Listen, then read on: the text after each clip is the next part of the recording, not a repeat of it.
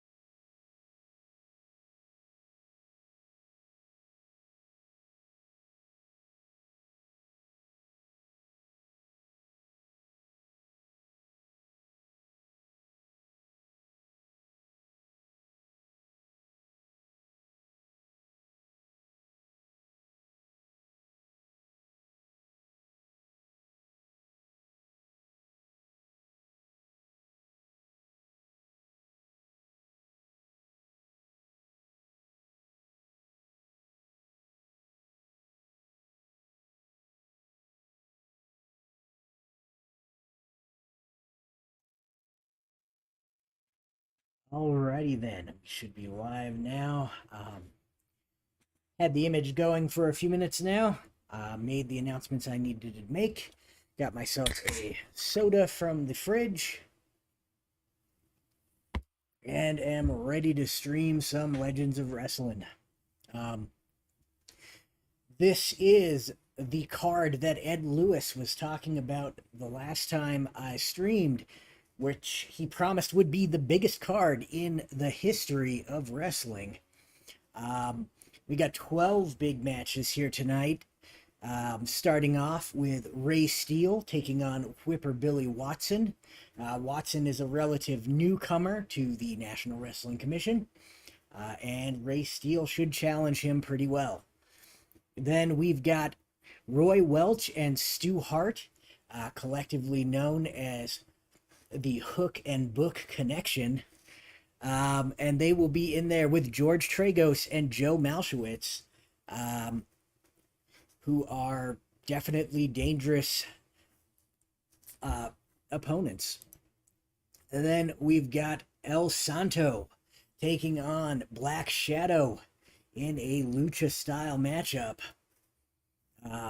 Should be a good one. Definitely going to be a little different than the other matches on the card. One thing that I do want to check is that I set it up for to use the default charts for this one. I'm going to use the vintage choice and the rest of them. So there we go. Yeah, I just wanted to be sure to set that up because I want that to be a little faster paced feeling. And then we've got a first for the National Wrestling Commission, a gauntlet match. It is not a four-way match. The winner will stay on and face the next opponent. Fatigue will carry over, obviously. And this is for the National Wrestling Commission, or the NBBW, the National Board of Boxing and Wrestling's World Women's title. Mildred Burke is in there against Mae Young, June Byers, who is the current champion, and Josephine Blatt. So the winner of that will be the new women's champion. Then we've got Sputnik Monroe and Ed Santel going at it. These two have had some good matches in the past, so Lewis booked them to face each other here on this big card. And then another international flavor match. We've got the Great Gamma coming out of India to face Antonino Rocca out of Argentina. Should be a good one. And then we've got the Battle of the Conceited Blondes as Classy Freddie Blassie faces off against Gorgeous George. Then we move to Japan as the Great Togo takes on Matsuda Sorikichi in a big match. And then what used to be the main event, we've got Lou Thez, former NWC World's Heavyweight Champion. And he's going to be facing Bronco Nagurski, who is super upset that he was booked into this card against Lou Thez as a title match. But since Lou Thez lost the title earlier this month to Farmer Martin Burns, the match is no longer a title match. And so Bronco Nagurski feels like he got screwed out of his opportunity.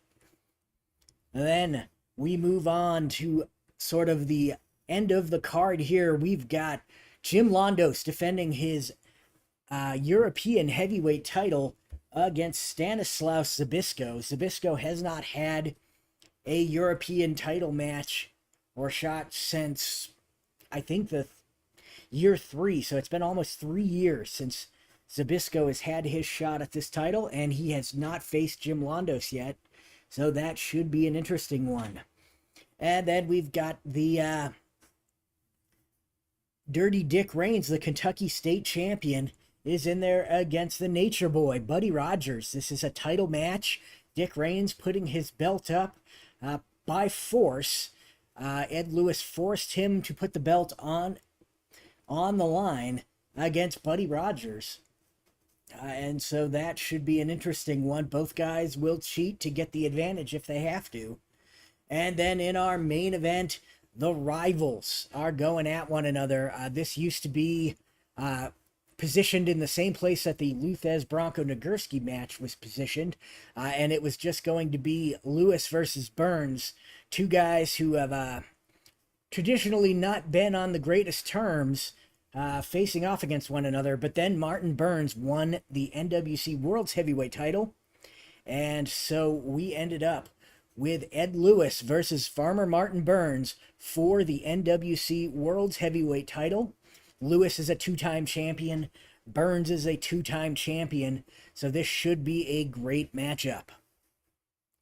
And let's get underway with our opening bout. Ray Steele versus Whipper Billy Watson.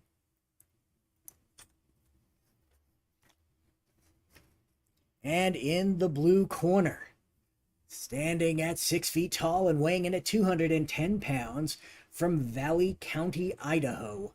This is Ray Steele. And in the red corner, weighing in at 224 pounds and standing 5 feet 10 inches tall, from East York, Ontario, Canada, this is Whipper Billy Watson. And Whipper Watson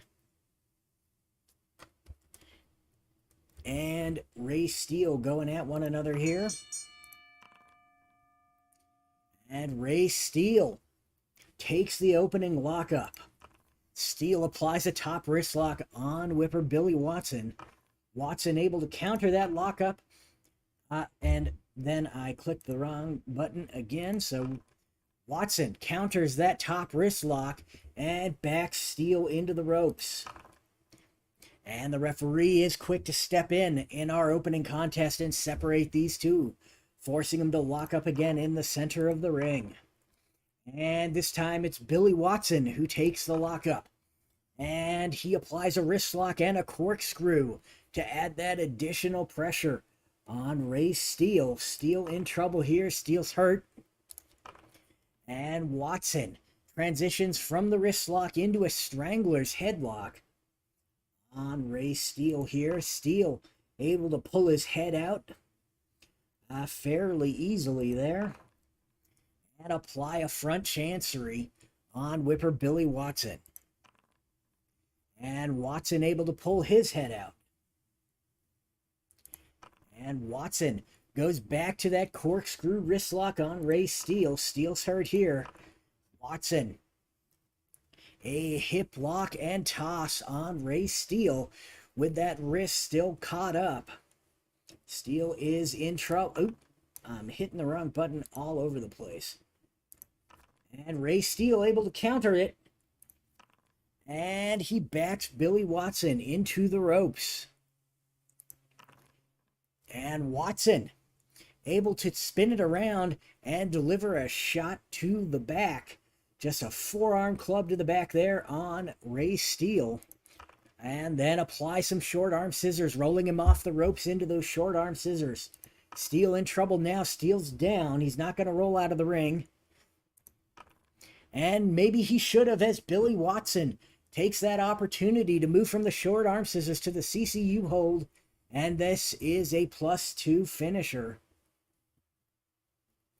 And so Ray Steele, the target's going to be 4, rolls an 11. So Ray Steele doesn't give up, but Billy Watson in control here. Whipper Billy Watson gonna push Ray Steele out of the ring. And Steele able to get back in. And Watson jumps on him and continues control of the match with a corkscrew wrist lock. Steele's hurt here. Billy Watson backs Steele into the turnbuckle. And now Watson on the attack here. Big shots in the turnbuckle, followed by a Canadian avalanche. And that's going to be a level 3 move there. So Ray Steele is down. Steele needs the breather. Even though it's not a great idea, is going to roll out of the ring.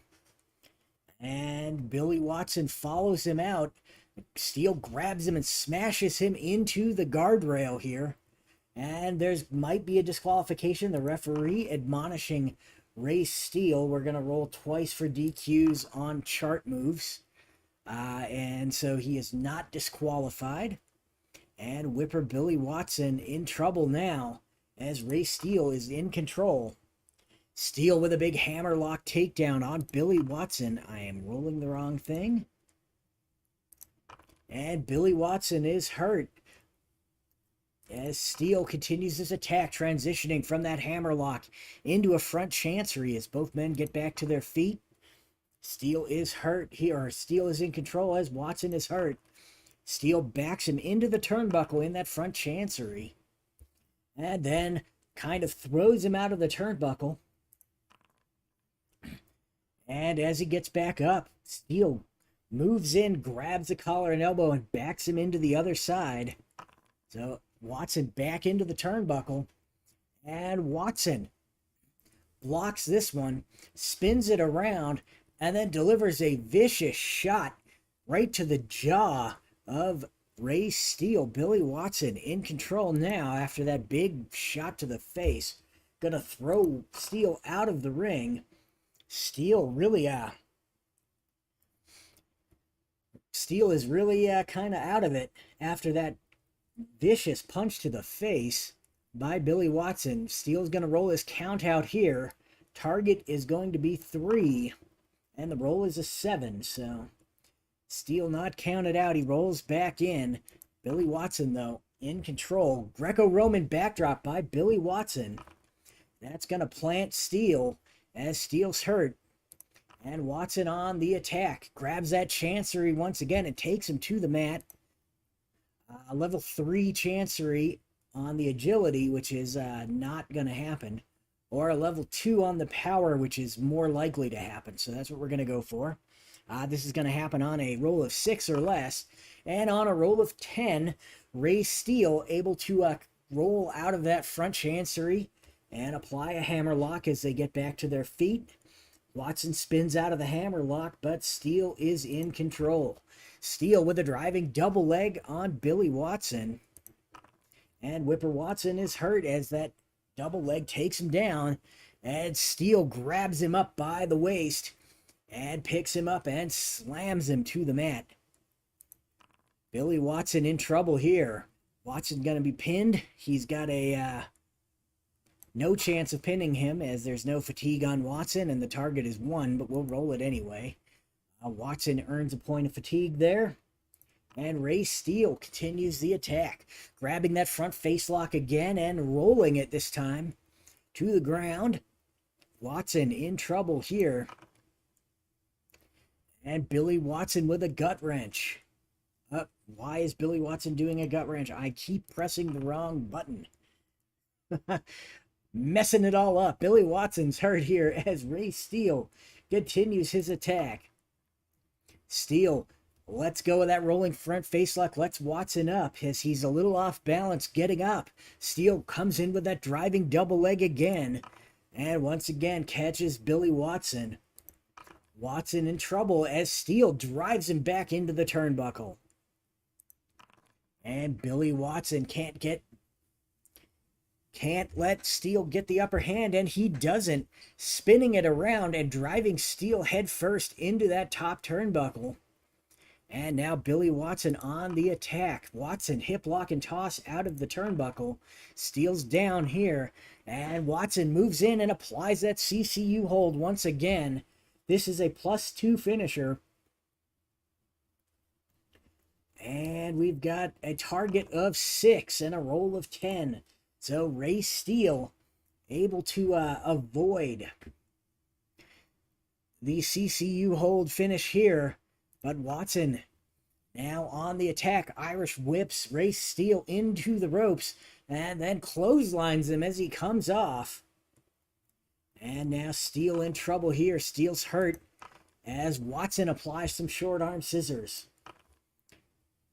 Ray Steele backed into the turnbuckle by Whipper Billy Watson. And Steele can't get anything done as Watson drives a couple of kicks into the gut of Ray Steele before the referee steps in. And Watson grabs that wrist lock and corkscrews again to add the pressure. Steele is down. He is really in pain. And he transitions back into that CCU hold. Target is going to be 7. Roll is a 6. So Whipper Billy Watson has won our opener with the CCU hold in a pretty solid match.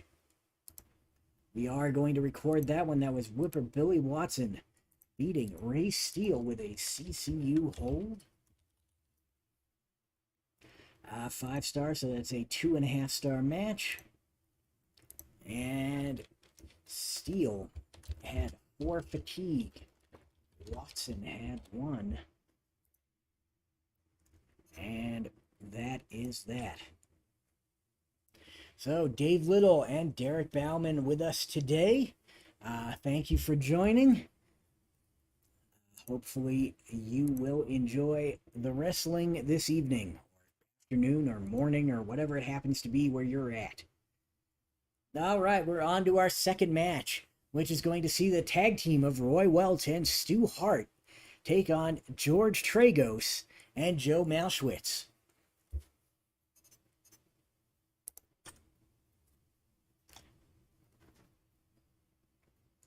In the blue corner, at a total combined weight of 411 pounds, we've got Roy Welch and Stu Hart. And their opponents in the red corner at a total combined weight of 395 pounds, we've got George Tragos and Joe Mauschwitz. Let's roll to see who starts for their teams. It is going to be the other guys. So Roy Welch starts and Joe Mauschwitz starts. Let's clear that and roll for initiative. And it looks like Roy Welch going to take the lockup here on Joe Mauschwitz. And Welch grabs a headlock, takes down Joe Mauschwitz with it. Mauschwitz is dazed as they get back to their feet. Welch drops down out of the headlock, drop toe hold on Joe Mauschwitz, and they are equal on agility, so that is going to work. And Mauschwitz is hurt, and Welch delivers a big forearm shot as Mauschwitz tries to stand back up. And that connects solidly on Mauschwitz. And Roy Welch grabs that hammer lock and wrenches it. Joe Mauschwitz in trouble here. Welch hip locks him out of that position, letting go of the hammer lock, but putting Mauschwitz on the mat. Mauschwitz is hurt here. He gets back to his feet, and Welch delivers another forearm shot.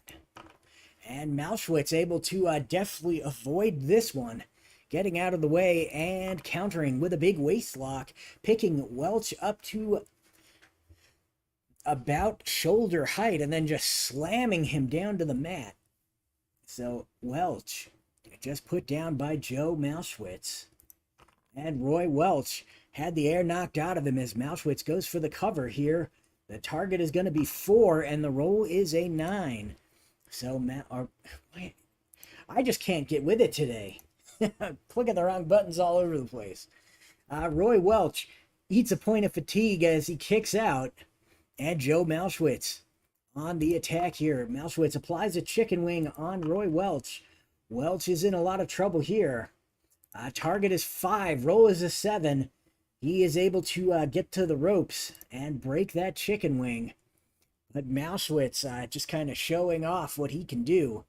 And Joe Mauschwitz makes the tag to George Tragos as Welch kind of hugs the ropes there. And Tragos comes in, grabs a double leg Nelson. This is a choice F maneuver. So it's going to be a level 3 move on the power, which is the better of the two for Tragos. So 6 or less. And on a roll of 9, he's not able to get that double leg Nelson. So Tragos comes in, tries a double leg, is immediately cut off by Roy Welch. Welch throws him to the mat with a big hip toss. Tragos is hurt. Welch hip tosses him again. Tragos hurt again as Welch gets to his corner and tags in Stu Hart. Stu Hart comes in with a big body slam on George Tragos. Tragos hurt by the body slam as Stu Hart waits for Tragos to get up. Tragos charges him, and Hart able to use his momentum to sling him up and over with a big back body drop.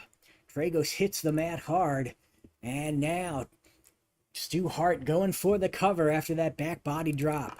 Oop, I only needed one of those. So the target is 4, and the roll is an 8. So Tragos able to kick out here, but Stu Hart in control. And Hart doesn't let Tragos gets right down there and applies that sugar hold. This is a punishing hold that is very hard to get out of and very easy to apply. Stu Hart. Target is going to be 8. So we are definitely going to see a pin save by Joe Mauschwitz. And Mauschwitz can't get in as Roy Welch cuts him off with a forearm shot across the face, putting Mauschwitz down as Welch and Mauschwitz brawl on the side here. And Tragos in trouble. He's locked in that sugar hold, and he is done. He is forced to give up. to the sugar hold as Stu Hart is able to get the win over George Tragos. So Hart beat Tragos with the sugar hold. I'm going to say that was kind of a dud. Yeah, less than a half a star. Or I guess it would be a little more than a half a star, so maybe we'll give it a half star rating. Okay, so Hart has 0. Welch had 2. Tragos had 1. Actually, he would have had 2. And Malshewitz, that is a name. I used to know how to spell that off the top of my head when I was working on the set and writing all the cards. It's been a little bit now, and now I can't remember. So, there we go. So, Stu Hart quickly puts away George Tragos with that sugar hold. And here we're moving into some lucha action. El Santo versus Black Shadow. This should be a much faster paced match than we are used to here in the National Wrestling Commission. So let's see what these two can do. In the blue corner, weighing in at 209 pounds and standing 5 feet 9 inches tall, from Hidalgo, Mexico, this is El Santo. And in the red corner, weighing in at 166 pounds and standing 5 feet 10 inches tall, from Mexico City, Mexico, this is Black Shadow. And Santo and Shadow meet up in the center of the ring. And neither man can get the upper hand here as they battle for supremacy in the lockup. Neither man can get it. They drop the lockup and then come back and lock up again. And this time it's Black Shadow taking the lockup and pushing and throwing El Santo into the ropes. And may not be a great idea, but he's going to try it anyway. Santo comes off, and Black Shadow able to hit a big drop kick on El Santo as he comes off. And now Black Shadow in control of the match, whipping him into the ropes one more time. And this time he comes back, and Black Shadow, instead of the drop kick, leans down and big back body drop up and over. El Santo's into the lights, and he is in trouble as he hits the mat hard. Black Shadow locks on that La Alejandra, and that is a +2 finisher here, so the target is 3. The roll is an 8. If I remember right, the La Alejandra is kind of like a rocking horse or cradle hold. Like you've got the arms and the legs kind of like underneath the armpits, and you're swinging them back and forth. If I remember right, it's been a little bit since I researched the hold, but I think that's what I remember it being, is like a rocking horse submission. Anyway, so Santo able to kick out and break the hold, but a Black Shadow in control here. Shadow climbs to the top rope, coming off with a big death jump. And El Santo, wow, he catches him and just kind of plants him on the rope or on the mat. And he's got the pin here. And target is going to be 3. And the roll is a 5. So Black Shadow not pinned as he kicks out. But now El Santo firmly in control, grabbing a double armbar and rolling Black Shadow into a pin. And he can't keep Black Shadow's arms or shoulders to the mat. So Shadow not actually suffering a pin, but he is still down. And El Santo on the attack. Santo grabs a Boston Crab and applies the pressure. Black Shadow trying to inch his way towards the ropes. And he's able to get it as Santo spins out of the Boston Crab, grabs both arms again, and rolls Black Shadow back into that double armbar pin. Once again, Shadow able to kind of keep his shoulders off the mat as he's still down, but not being pinned. And Santo pushes Shadow out of the ring here, bounces off the other side of the ropes and comes off with a tope de Cristo here. This is an add 1 maneuver as he just launches himself into Black Shadow. Shadow's hurt here as Santo with a big slingshot senton.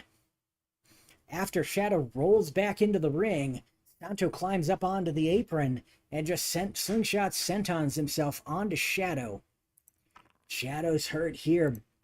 And El Santo waits for him to get back to his feet and then just starts a series of scoop slams on Black Shadow. Black Shadow's hurt here as Santo with a big flying head scissors. And he's going to push him into the ropes. And Black Shadow comes off the ropes and catches him with a big knee lift as El Santo bends over to attempt a backdrop, and Shadow just lifts the knee, plants El Santo on the ground, and then locks on that Alejandra again. And this is a +2 finisher, so the target is going to be 4. The roll is a 6. So El Santo able to break the hold once again. But Black Shadow in control now. Shadow climbing to the top rope once again. And this is not advisable here. And El Santo stands back up. And he comes off the top rope with a big flying crossbody block. His momentum carries him off of Santo, so he's not going for the pin. But Black Shadow is in control, climbing the ropes on the other side. Coming off again, and this time with a missile drop kick. And El Santo hit from both sides of the ring with big flying moves by Black Shadow. And here's a tope, or a tope. And this is a roll 1 die maneuver. So let's roll 1 die, see what he gets. Here he got a 6. So this is a flying cross tope. And this is a level 0 finisher. So Santo gonna roll his pin here. Target is 3, roll is a 6. So Santo able to kick out. As Black Shadow continues the attack with a big crossbody block off the ropes here. El Santo is down. And Black Shadow picks him up by the mask and pitches El Santo out of the ring. And El Santo rolling back in. And Black Shadow drops some big elbows on El Santo as he gets back in the ring. And then applies an octopus hold as Santo stands up. This is a choice E maneuver. So we've got 8 on agility. Or no, it would be a 5 on agility. Or a 9 on power. We're going to go for the power, which is going to make this a level 2 octopus hold. So 9 or less, he's successful. And Santo's hurt by the octopus hold. Black Shadow. Let's go with the octopus hold as Santo fights his way out and throws El Santo into the ropes. And Santo comes off as Black Shadow leapfrogs over him. And both guys attempt a flying cross-body block as Santo comes back off the ropes. They collide in mid-air and just drop onto the ground. The wrestler with the better ropes rating, they are tied. So it is Black Shadow who gets up first. And he is on the attack. Shadow has been in charge of this match for quite a while now. We're going to go for another tope. So let's roll 1 die. It's a 4. So it's a tope suicida on El Santo. So this is an add 1. So we're going to add 1 and roll on level 3. And that tope suicida connects solidly. Santo's down. And Black Shadow applies the octopus hold again. This is a roll of 9 or less for a level 2 hold. And with a roll of 12, El Santo able to counter that octopus hold and lock in an octopus hold of his own. So El Santo with his own octopus hold now. Black Shadow's hurt. And El Santo lets go of the octopus hold and flips him over with a big flying mare. Black Shadow counters that, rolls through, steps back up, and attempts a flying mare of his own. Santo able to counter that as he rolls through. And then he whips Black Shadow into the turnbuckle. And Shadow connects with the turnbuckle hard. And El Santo comes flying in with a flying back elbow. And that connects solidly on Black Shadow. El Santo grabs him as he stumbles out of the corner and pitches him out of the ring. And Santo letting his temper get the better of him as they both brawl outside the ring.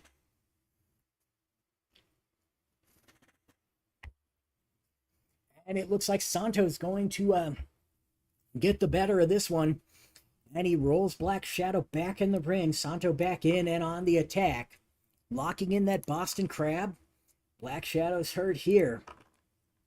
And Santo charges in after Black Shadow reaches the ropes and is getting up. Grabs him by the head and flying mare over. And Black Shadow's hurt here. And Santo waits for him to get back to his feet, picks him up, and starts a series of scoop slams on Black Shadow. Shadow is down after that last scoop slam, and Santo covers him. Target is going to be 5, and the roll is a 7. So Black Shadow able to kick out after 3 big scoop slams by El Santo. But Santo still on the attack here. Santo sits on the back of Black Shadow and grabs the chin, pulling back with that camel clutch, but the Spanish version of the camel clutch, which I'm not going to try to pronounce. And the target is going to be 8, and the roll is a 6. So El Santo has defeated Black Shadow in an excellent, fast-paced match. Santo beat Black Shadow with the de Cabello. I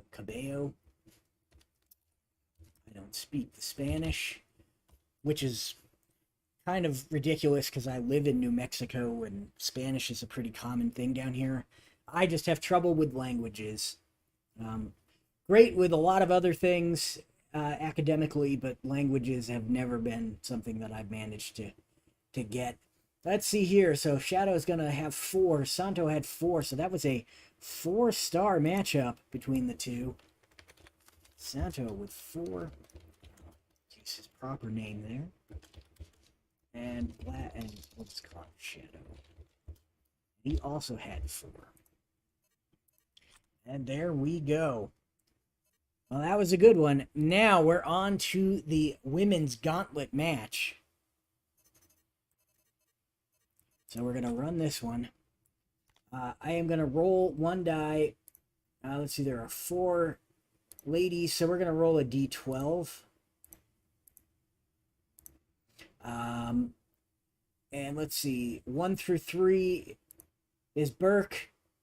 4, 5, and 6 is Young. 7, 8, and 9 is Byers. 10, 11, 12 is Blatt. So let's roll this. I'm going to pause this because this is going to take a second. 5. So that is going to be Mae Young. Is starting in that corner. And then we are going to do the same thing over here. We're rolling 1d12. And an 11. So that is going to be Josephine Blatt. And Mae Young are starting this one. All right, here we go. Let's get rid of that. I guess I'll read off all 4 names on the get-go here. So introducing first, weighing in at 138 pounds and standing 5 feet 2 inches tall, from Coffeyville, Kansas, she is Mildred Burke. And their opponent, weighing in at 180 pounds, standing 5 feet 4 inches tall, from Sand Springs, Oklahoma, she is Mae Young. And their opponent, weighing in at 150 pounds, standing 5 feet 7 inches tall, from Houston, Texas, she is the NBBW World's Women's Champion. She is June Byers. And the final opponent, weighing in at 230 pounds and standing 5 feet 8 inches tall, from Hamburg, Germany, Josephine Minerva Blatt. And like I said, this is going to be Mae Young versus Josephine Blatt, starting us out here. And let's start that up again. And we will roll for the initiative. And it looks like Mae Young is going to win the lockup. And Young with an eye gouge on Josephine Blatt. And Blatt able to counter it. So Minerva now in control. Minerva with a cannonball lift. This is a power maneuver, and with a -4 power, she definitely has this. So Mae Young is in trouble as Josephine Blatt picks her up and throws her to the mat like a cannonball, just hurtling her.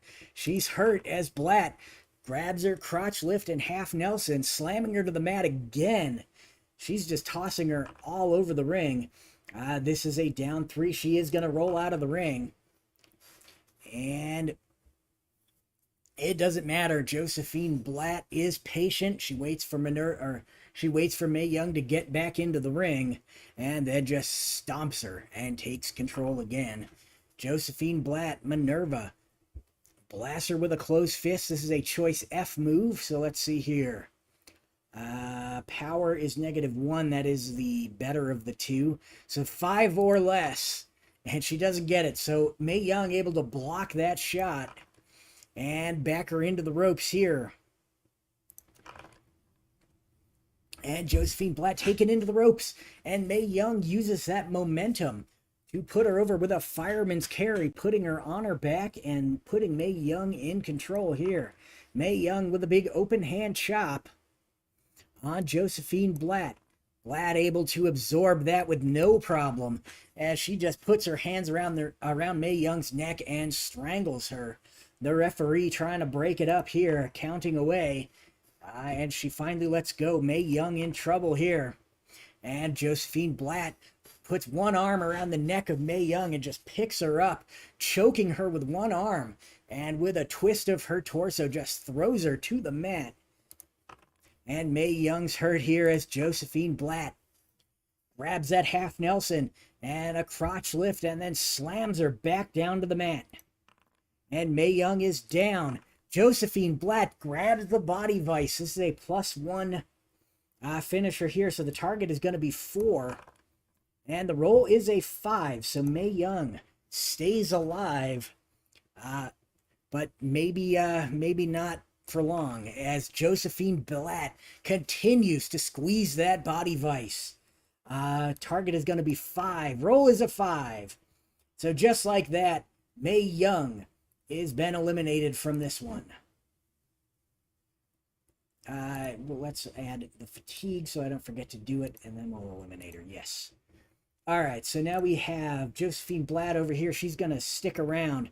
We're going to roll 1d6 here and see who her opponent is going to be. 1 and 2, 3 and 4, 5. 1, 2, and 3, 4, 5, and 6. So let's see who it is. And the roll is a 3, so that's going to be Mildred Burke against Josephine Blatt as the two ladies lock up. And it looks like Mildred Burke has the lockup here. Mildred Burke backing Josephine Blatt into the turnbuckle. And Blatt can't do anything against the much better technical wrestler in Mildred Burke. And Burke able to hip toss her out of the corner, and she hits hard. She's a big lady and doesn't appreciate being thrown around by Mildred Burke. And Mildred Burke now applying that crooked head scissors on Minerva, on Josephine Blatt. And Blatt is down. She's not going to roll out of the ring.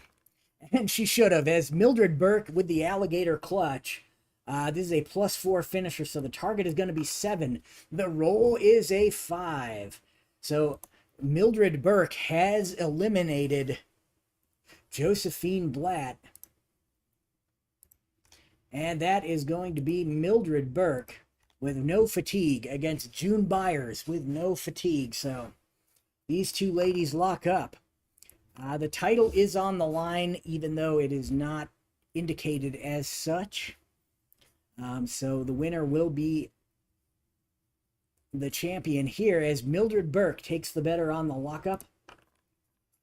And Mildred Burke grabs a snapmare on June Byers. June Byers is dazed here as Burke continues the attack. Waits for her to get up, grabs a single leg on June Byers. Byers able to counter that, though, with a big monkey flip on Mildred Burke. Mildred Burke thrown to the mat, but is quick to get back to her feet. June Byers meets her with a body slam. This is a choice A maneuver.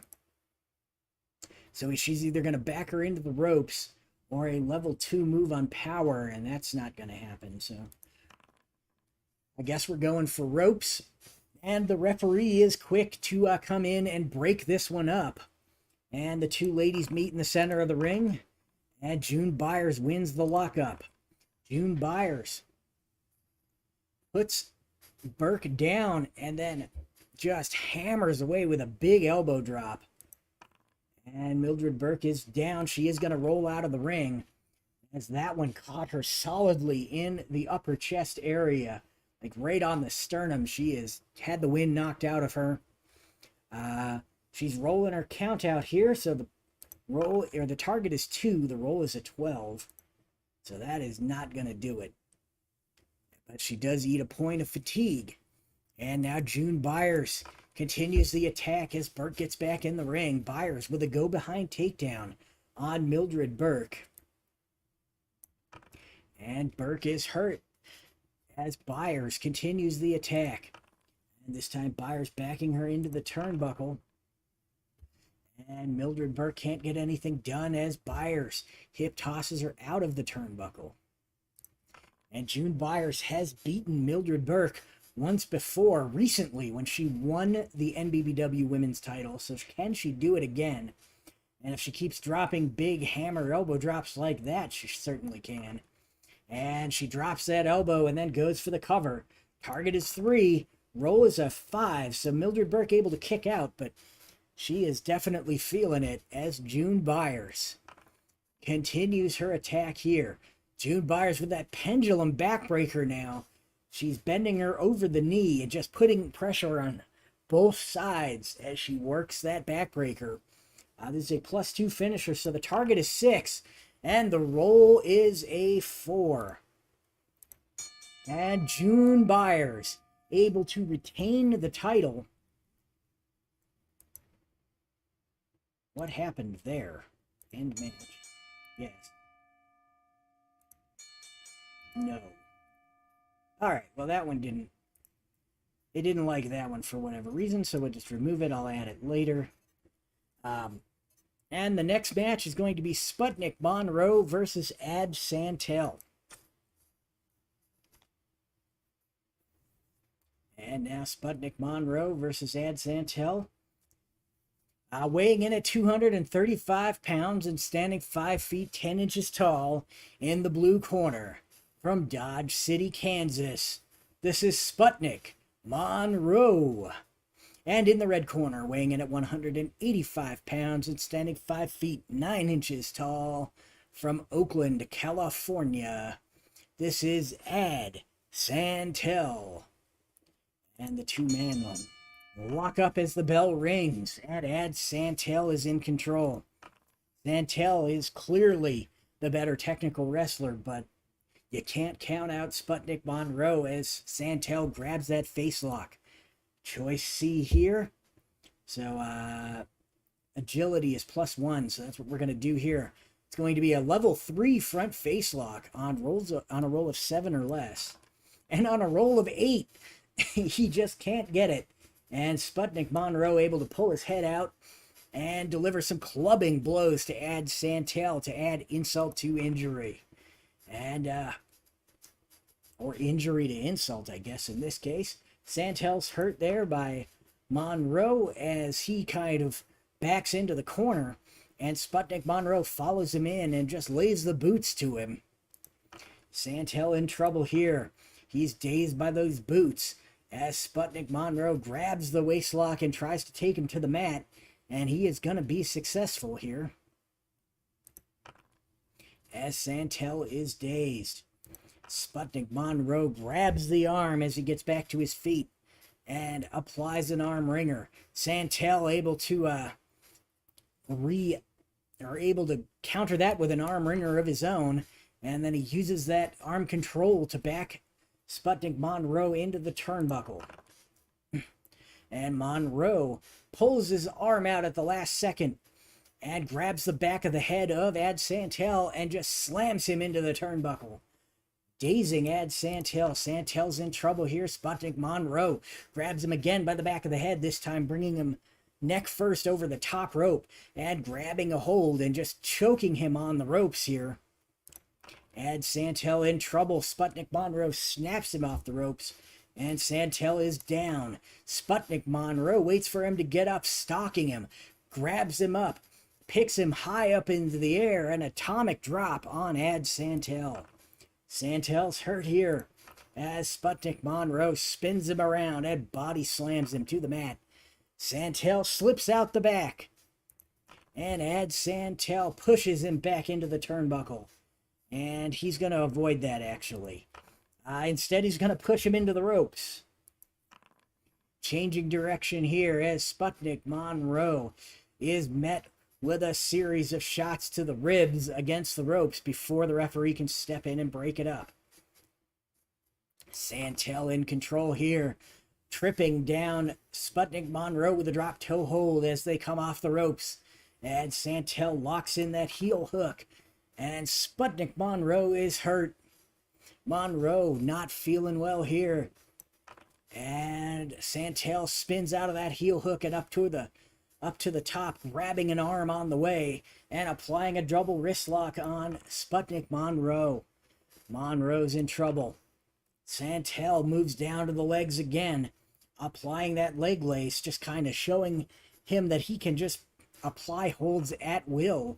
And this time he's really wrenching it, and Sputnik Monroe's got nowhere to go. He can't drag he can't drag his opponent to the ropes, so he's gonna, could be a submission here with the leg lace.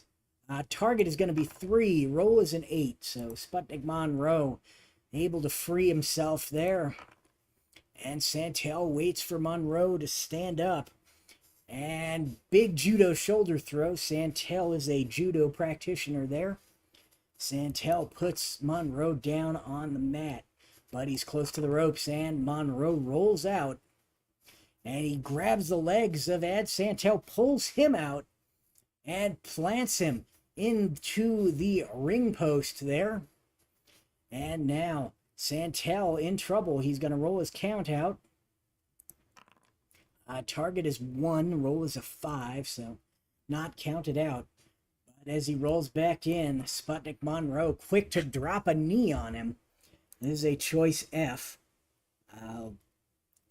Let's see, yeah. Gonna do the power move. This is +2, so 8 or less, and that knee drop's gonna work and be a level 3 knee drop. And he gets it, so Santel eats a big knee drop. Santel's down, not gonna leave the ring. Monroe scoops him up and sets him up for a big pile driver here. And he pile drives Santel into the mat and goes for the cover. The target is 2 and the roll is a 4, so Santel able to kick out, but definitely feeling the effects of that big pile driver. As Sputnik Monroe grabs another one, sets him up and just pile drives him to the mat. Doesn't go for the cover this time, instead picks him up and swings him around, hitting that neck breaker. And this is a +2 finisher, so going for the cover here. Target is going to be 5. Roll is a 7. So Ad Santel drapes his leg over the bottom rope, stopping that pinfall. But Sputnik Monroe in control here. He needs an 8 or less for a level 3 falling knee drop. And he's got it. Oh, that is the wrong guy. So Santel is hurt, and Sputnik Monroe picks him up and backs him into the ropes.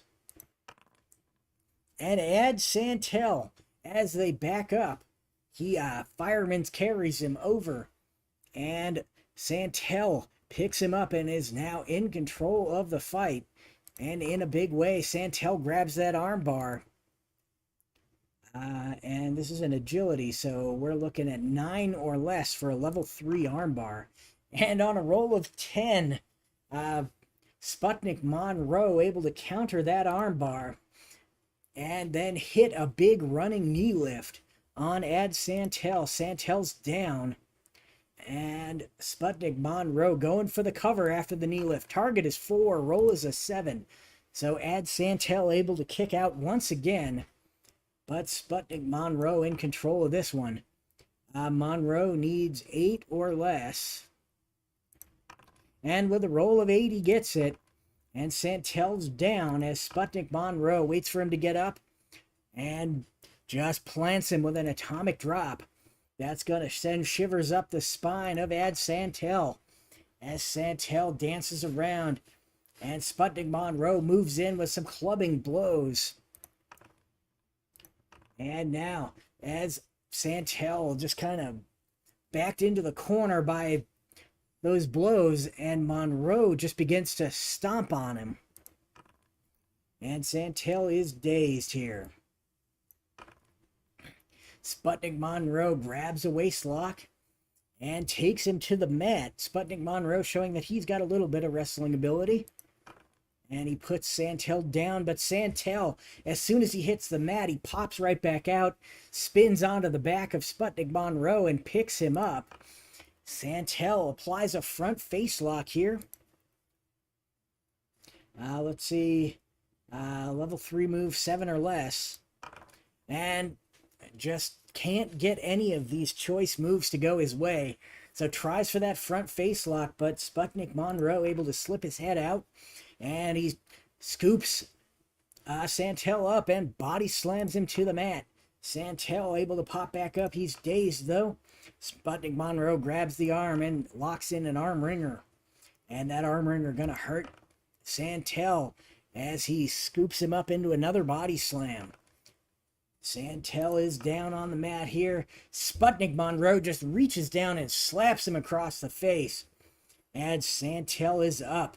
And he looks offended.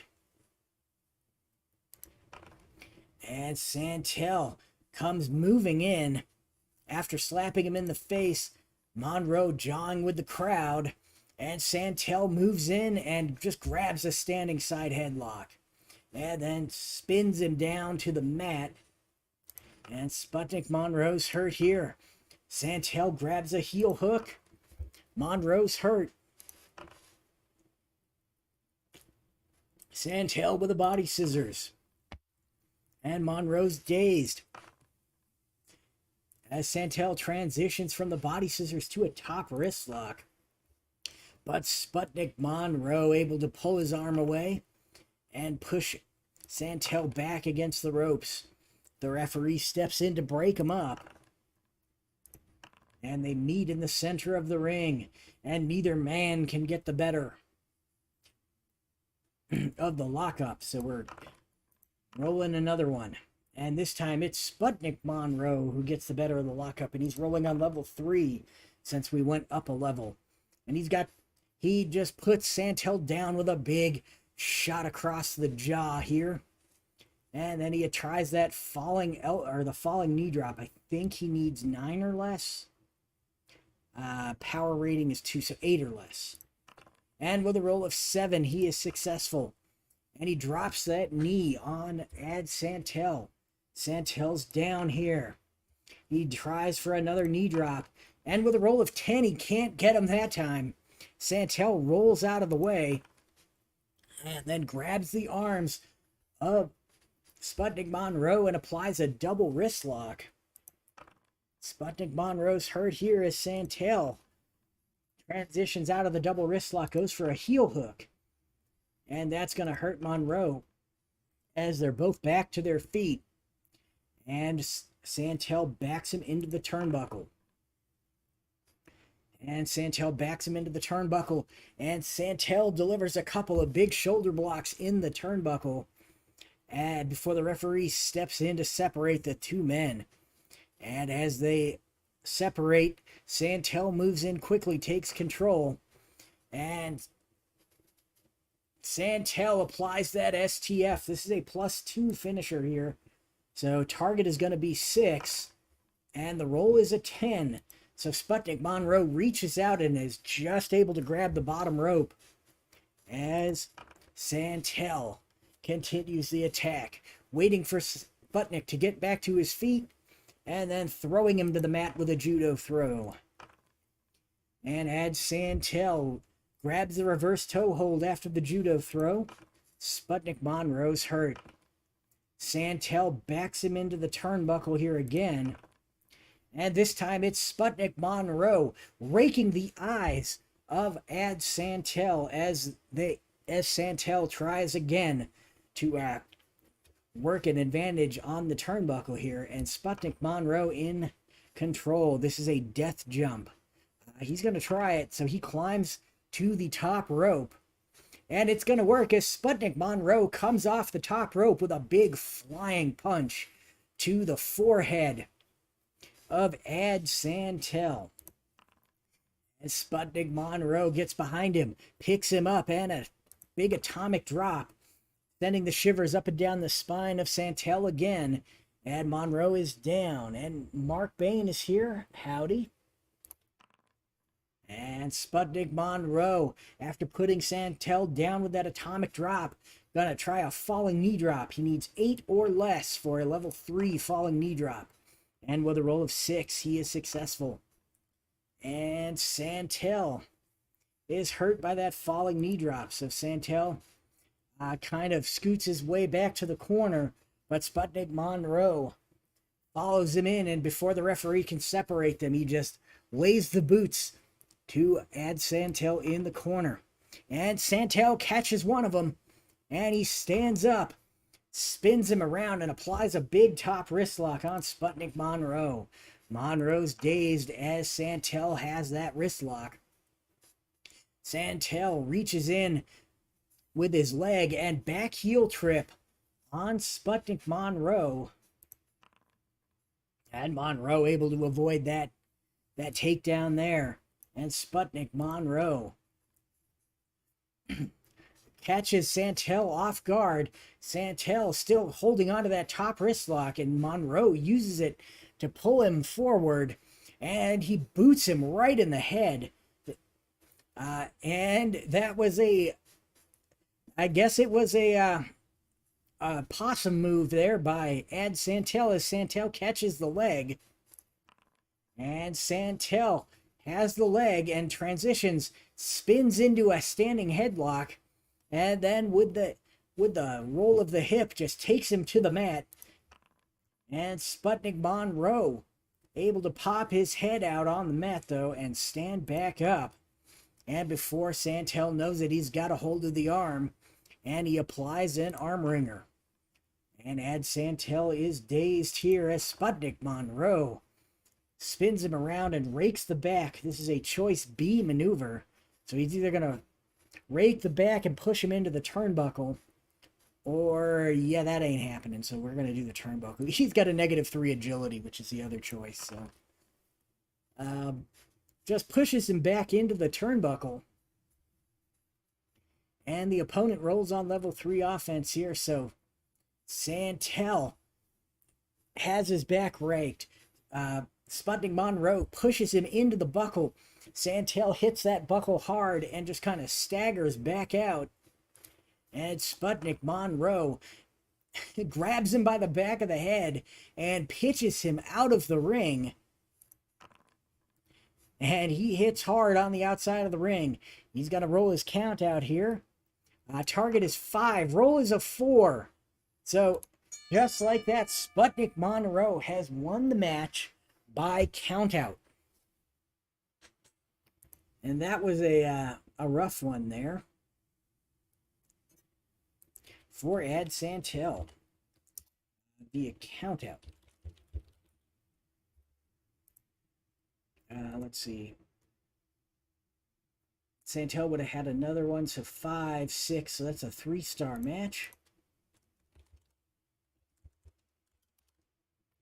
2, Santel had Santel would have had 5, so this is actually a 3.5 star match. 3.5. There we go. Okay. Mark Bain says Monroe always delivers a good match. I agree. His matches are usually pretty solid. I think they did a pretty good job with that card in general. He's tough, but he's probably not going to win your world title, which is about where he should be. I mean, he shouldn't be in that level. So here we go. The last match of the first half of this show is Antonino Rocca versus the Great Gama. This is going to be a long one, folks. In the blue corner, weighing at 225 pounds and standing 6 feet tall, from Buenos Aires, Argentina, Antonino Rocca. And in the red corner, weighing at 240 pounds, standing 5 feet 9 inches tall, from Amritsar, Punjab, India, he is the Great Gama. And Gama and Antonino Rocca locking up here. And Rocca gets the better of the lockup here. And reaches up with his foot and just slaps Gama right in the face with his bare foot. And Gama's kind of annoyed there, but what can you do? It does hit hard enough that he is sent reeling. And Rocca uses that to back him into the ropes. And the referee steps in, breaks these two up. And it's Rocca or Rocca. I'm going to probably go back and forth between those two pronunciations all match. But Antonino Rocca gets the better of that lockup and connects with some open hand chops on the Great Gama. And Gama tries to absorb them, doesn't even try to block them, and that was not very smart. Rocca's a smaller guy, but smaller compared to Gama, but certainly is able to get some power behind his chops. And now Rocca with an armbar to head scissors is an agility move, and he definitely has the agility. So that is going to work, and that's going to daze the Great Gama. And Rocca reaches up and slaps it in the face with his foot one more time. And Gama's hurt here as Antonino Rocca open hand chops again. And once again, he just tries to absorb them and can't. And Antonino Rocca high hip roll here. This is a choice B. So we're either turnbuckle, which from maybe not, or 6 or less. We're going to go for the 6 or less. He doesn't get it. He tried for that high hip roll and couldn't get him over. And now the Great Gama on the attack. Gama grabs a rolling front chancery. This is a choice E maneuver. Going to go for the power version of it.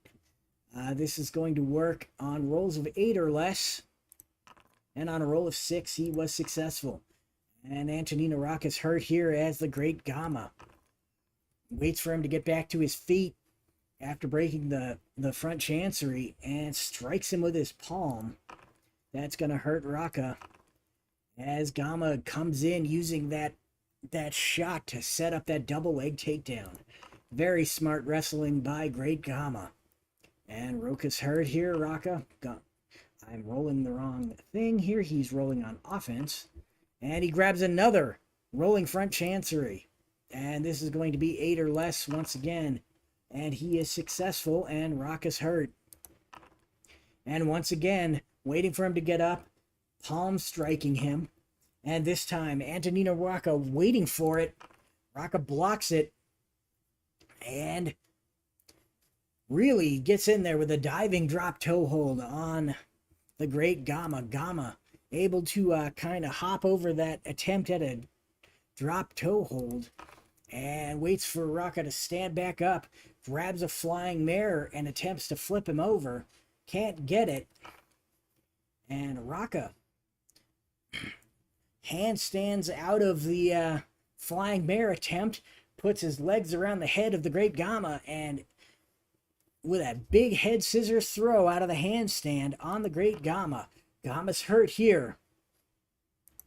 And now Antonino Rocca backing him into the ropes.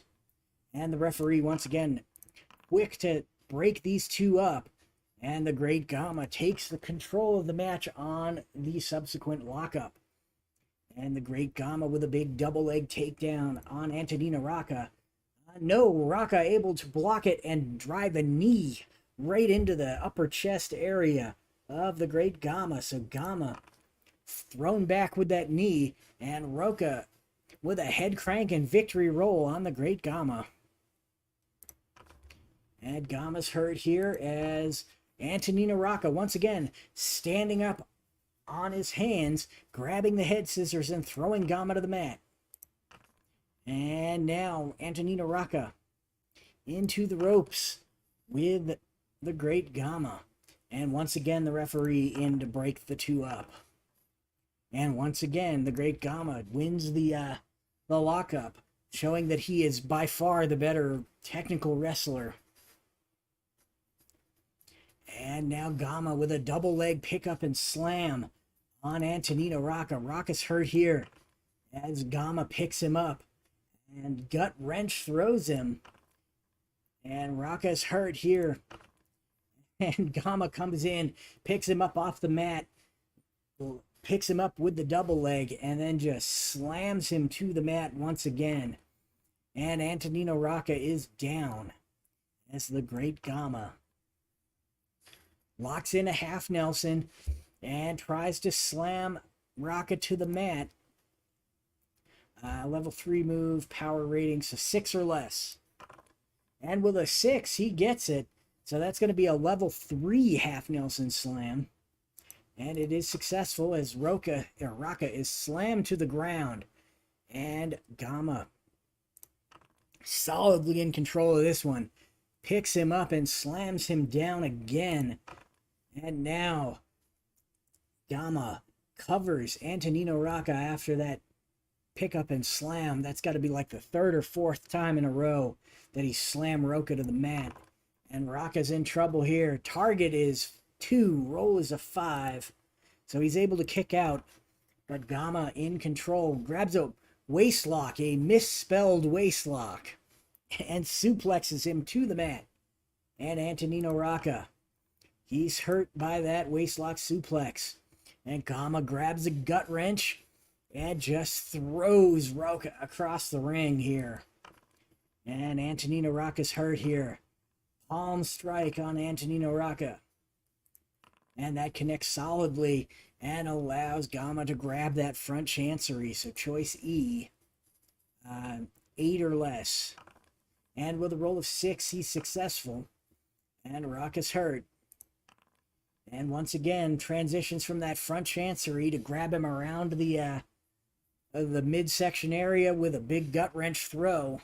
And that just throws Gama to the mat. Or I mean, Rocca to the mat. And Gama has control here, picks him up and throws him with that gut wrench throw again. And this time he's got the cover after the gut wrench throw. This is going to be a target of 3 and the roll is an 8.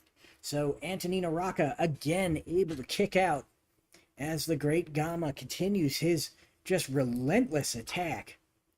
And here is Gama with that Gama throw. This is going to be a target 5 since it is a +1 finisher. And the roll is a 4.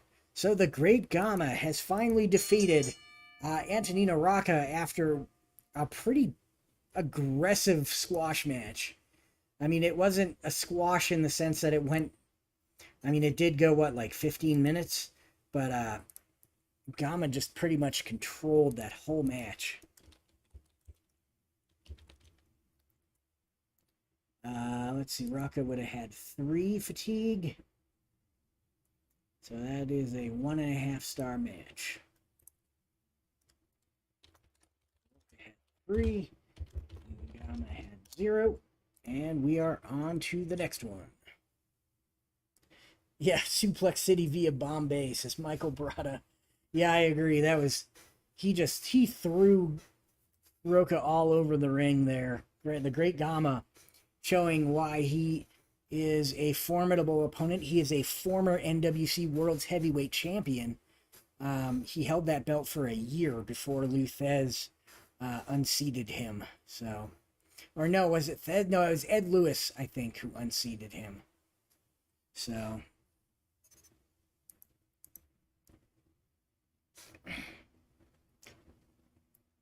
Freddie Blassie versus Gorgeous George is our next match. So this is the battle of the conceited blondes. And of course, Gorgeous George has Cherie Dupree in his corner. Here we go. In the blue corner, standing 5 feet 10 inches tall and weighing in at 230 pounds, from St. Louis, Missouri, Classy Freddie Blassie.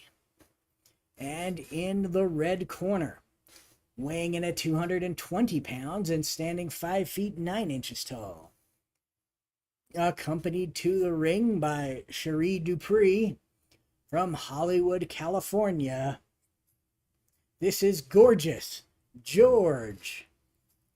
And the two men meet in the center of the ring and lock up. And Freddie Blassie gets the lock up here. And Blassie with a big eye gouge on Gorgeous George.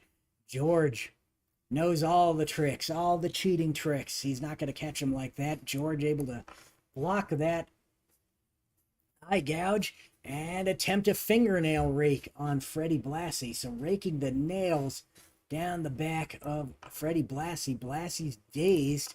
And now Gorgeous George grabs a headlock and takes Blassie down.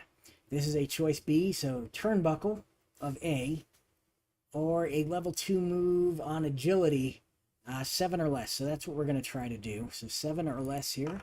And on a roll of 8, Freddie Blassie blocks the headlock takedown, pops his head out, and is on the attack. Blassie backing George into the ropes. And the referee steps in, breaks it up.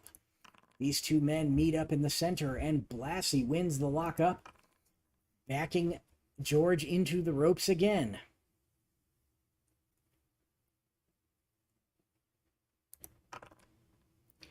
And once again, the referee breaking it up and forcing the two men to meet in the center of the ring.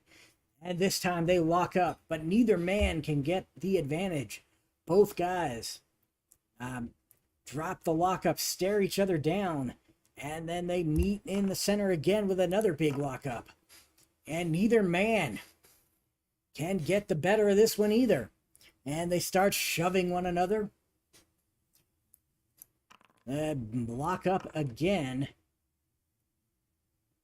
And this time, Gorgeous George gets it on level 3 here. And George able to pick Blassie up, body slam him down, and then hit that figure 4 leg lock. Blassie in trouble here. Blassie able to grab the bottom rope. And the referee breaks the hold. Gorgeous George back to his feet, waits for Blassie, scoops him up an airplane spin. And that's going to daze Freddie Blassie as he is just disoriented and he just falls right over. Gorgeous George has disoriented Blassie enough to make him just fall over. And Gorgeous George goes over, grabs him up, and then small packages him, grabbing the tights. And Blassie is way too good at that sort of thing, and just neither shoulder is going to be on the mat there. And so Gorgeous George doesn't get a whole lot done. George going to snap mare Blassie, and Blassie able to counter it. And Blassie grabs and wrenches the neck of Gorgeous George.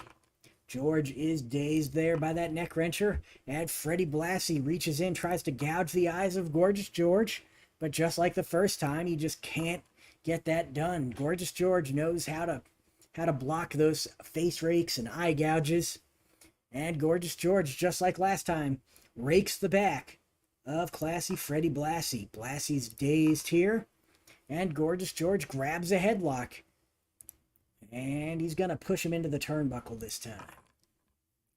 And Freddie Blassie just puts a forearm to the bridge of the nose of Gorgeous George. And Blassie is in control now. Blassie gonna throw Gorgeous George out of the ring. And Blassie comes out of the ring. He's got Gorgeous George, and he whips him into the wooden ring steps. And the referee yelling at Freddie Blassie. We're gonna roll twice because it's an out of the ring disqualification. And he is not disqualified. So Freddie Blassie on the attack here. Gorgeous George rolls back into the ring. Freddie Blassie scoops him up and throws him out of the ring on the other side. And this time it's Gorgeous George waiting for him down there on the other side. Blassie comes out. Blassie goes to pick George up. Gorgeous George pokes him in the face with that Georgie pin. The referee clearly saw it. The referee going to yell at Gorgeous George. Gorgeous George is not disqualified, but he has issued a warning. And now George rolls Blassie back in the ring. Gorgeous George just picks Blassie up and tosses him out the other side. And this time, Gorgeous George using that to compose himself, preening his hair a little bit. And Blassie has to roll back in before the 10 count. And he does it, but Gorgeous George on the attack. And George backs him into the ropes. And the referee steps in to break him up. And Freddie Blassie wins the lockup there and pushes Gorgeous George back into the turnbuckle. And Freddie Blassie catches him in the side of the head with a couple of big shots. Gorgeous George complaining to the referee, but he's definitely dazed. Blassie reaching in around the referee, grabs him up, and whips him into the other side, into the turnbuckle on the other side. And Gorgeous George hits that turnbuckle hard and just kind of reels out. He is very, very dazed. Blassie is in control here. And Blassie, as George stumbles backwards out of the turnbuckle, he clips him with a chop block, putting George on the mat, and then just drops multiple knees across the forehead of Gorgeous George. And George is hurt. Blassie drops more knees on the head of Gorgeous George. Oop, that is the wrong thing. I'm rolling on level 3 defense, not offense. And Gorgeous George is down. Cherie Dupree yelling for him to take a breather. So Gorgeous George rolls out of the ring to meet up with Cherie Dupree. They look like they might be strategizing a little bit as Gorgeous George gets a breather. Cherie Dupree fixes the hair of Gorgeous George. George rolls back in, but Blassie picks him, grabs him by the back of the head, and rams him head first into that top turnbuckle. Gorgeous George in trouble here as Freddie Blassie whipped into the turnbuckle again by Gorgeous George. Or I mean, other way around. Gorgeous George whipped into the turnbuckle by Freddie Blassie. Blassie once again blasts that turnbuckle, this time back first. He was smart enough to kind of roll his way around, and he stumbles out of the turnbuckle. And Blassie blasts him with a big clothesline before dropping multiple knees across the forehead again. And Gorgeous George is down, gonna roll out, try to convene with Cherie Dupree again. Cherie Dupree and Gorgeous George, they're taking that breather. She's fixing his hair, but they may be losing track of time here. Rolling their count out. Roll is a 3. Our target is a 3. Roll is a 4. So finally, George realizes that he's being counted out of the ring and rolls back in at 9.5. And Freddie Blassie on the attack. This is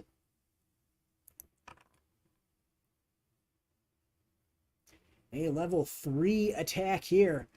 And Freddie Blassie with a big body stomp as he gets back in the ring. This is a choice H maneuver.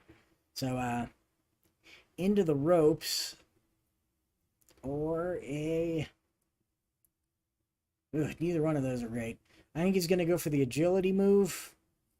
It's going to work on 5 or less, so not great, but it is a level 3 move if it works. It did not work. So now Gorgeous George taking control after countering that body stomp, catching it as he rolls back into the ring and using it to put Blassie off balance, pushing him to the mat. As Blassie gets back up, George scoops him across his shoulders and spins him around with an airplane spin. Blassie's down here as George plants him, and Gorgeous George not going to throw him out of the ring, going to roll up. And he's going to grab a Georgie pin out of his hair, strategically put there by Cherie Dupree, and he rakes Blassie's face with it. And Blassie grabs the hand with the Georgie pin in it before he can rake his face and forces him to drop the pin. And now Blassie pulls him forward, grabs his head, and then just starts biting his forehead. Freddie Blassie biting the forehead of Gorgeous George. This is an add 1 maneuver. We'll roll for blood here. We'll say 5 or 6, and he will bleed. And the roll is a 2, so no blood on the bite. But he is rolling on level 3 defense here. And Gorgeous George is hurt as he is finally able to pry his forehead away from Freddie Blassie. And Blassie once again throws him back into the turnbuckle. And once again, he just blasts that turnbuckle and just stumbles out. Freddie Blassie is making good use of the ring. And Blassie catches him as he stumbles out with the big Southern neckbreaker. This is a +3 finisher. So the target is going to be 8. And the roll is a 5.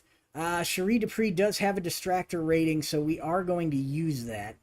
I think her distractor is a 6.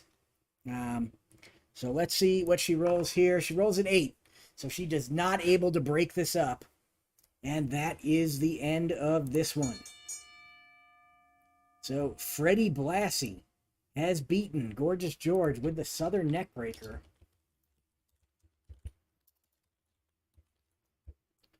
That it was 3, so 1.5 stars. Blassie actually had no fatigue. George had 3 fatigue. And there we go. And we move on to the second half of our show. Oh, we are in the second half. I guess that was the first match of the second half. I am miscounting. So this next match, we'll see Matsuda Sorakichi versus the Great Togo.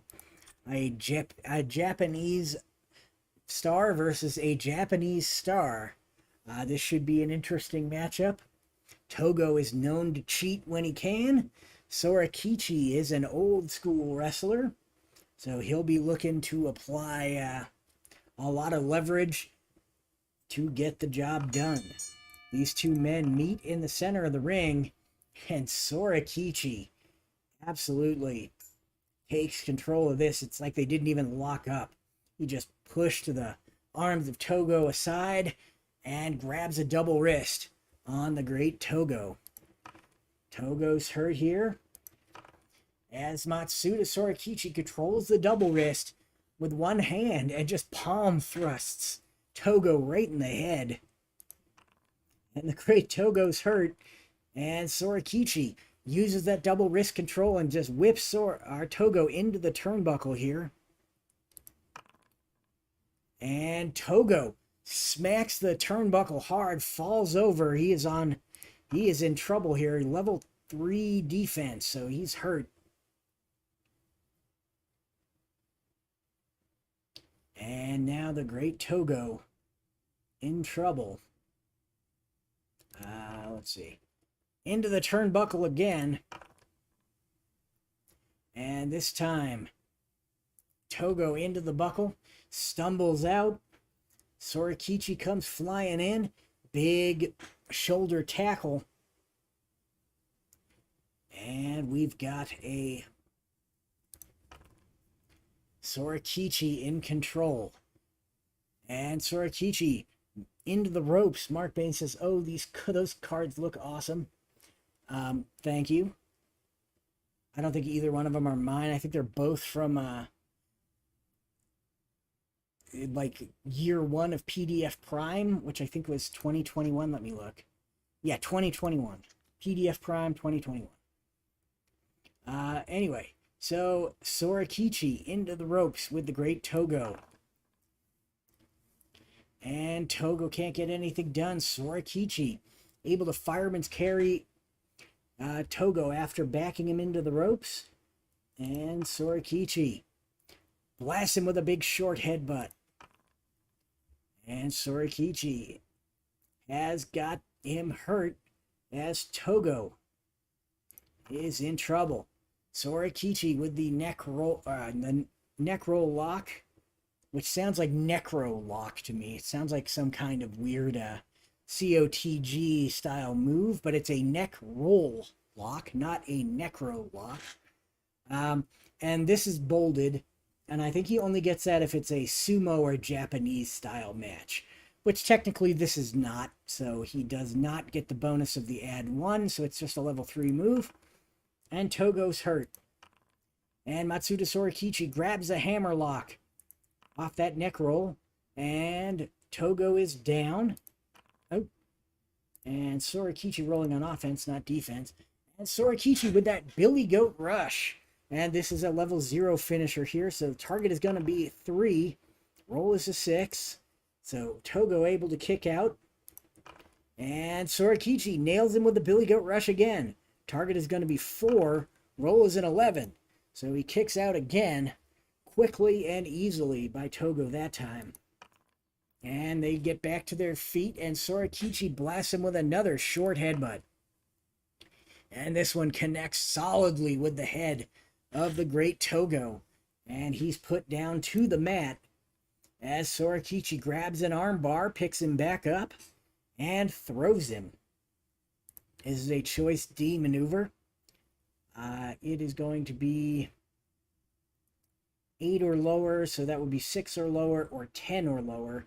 We'll go for the 10 or lower here. Should have done the 6. And with a roll of 6, he is successful. And the great Togo able to counter that. So as he tries to throw him, Togo able to kind of position himself, and he just blasts Sorakichi with a forearm shot as he attempts to throw him. And Togo grabs Sorakichi, pulls him to the ropes, and starts choking him on the ropes. Togo, a master of the illegal moves here.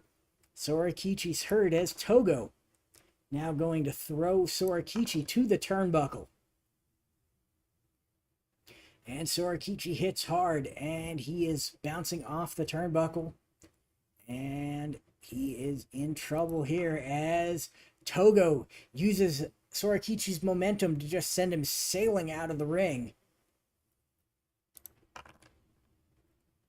And Sorakichi going to take a breather and then roll back in as the great Togo quick to drop a big headbutt on Sorakichi as he rolls back in the ring. And Sorakichi's down. Sorakichi going to roll back out of the ring and take a breather after that big headbutt. The great Togo grabs a front face lock as soon as Sorakichi steps through the ropes. And he has got him locked up, and Matsuda Sorakichi able to spin out to the back and take the back of the great Togo and grab him. He grabs his leg up, ties him up here, and I don't know what a tie up in dodge is. It seems like a kind of a weird defensive offensive move. I don't know. A weird move choice there on that one, but it is successful in throwing the great Togo off balance. And Togo regains his balance and applies a bear hug on Matsuda Sorakichi. So the gains of that move were minimal. This could be, let's see, 7 or less, I guess. That's what he's going to go for. So on a roll of 8, he is unsuccessful. So Matsuda Sorakichi able to break the bear hug before it can do any real damage and take control of the match, throwing him into the turnbuckle. And he spins him around. And Sorakichi hits the turnbuckle hard, bounces out.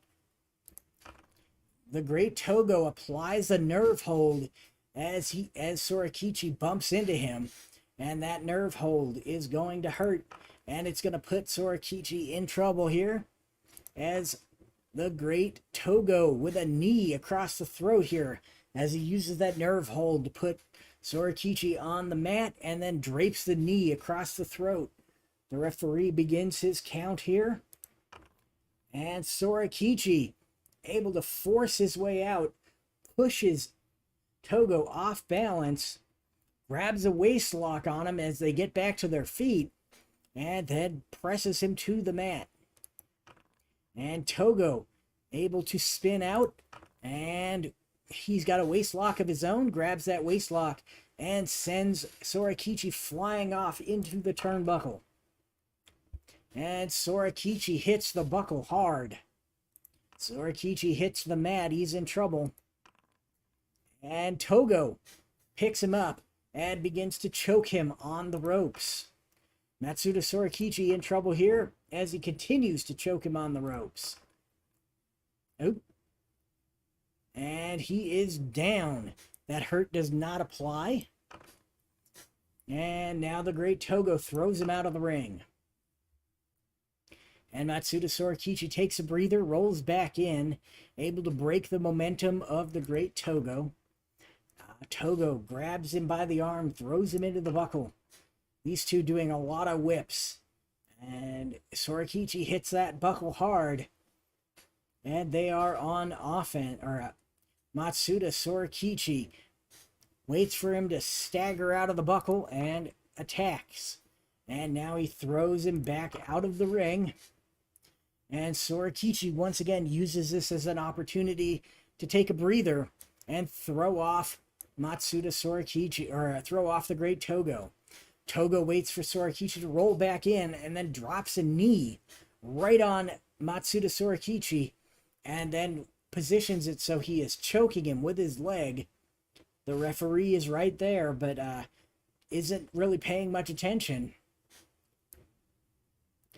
And he finally begins to count, but the damage is done. Matsuda Sorakichi's down as the Great Togo just jabs him several times with folded fingers right in the neck. And Matsuda Sorakichi is in trouble. Sorakichi is being pinned here now after those neck jabs. Target is 4. Roll is a 4. And the Great Togo has defeated Matsuda Sorakichi after a series of neck jabs. That was a strange finish. But it is what it is. And that was a 1.5 star match as well. Sorakichi had 1 and Togo had 2. And we're finally into what would be a title match. Lou Thesz against Bronco Nagurski. So this match was originally booked as the main event. Lou Thesz was the NWC World's Heavyweight Champion at that point. And Bronco Nagurski signed on to the match, thinking he was going to be getting a world title shot. In the meantime, Lou Thesz lost the title to Farmer Martin Burns, and the match was turned into just a regular match.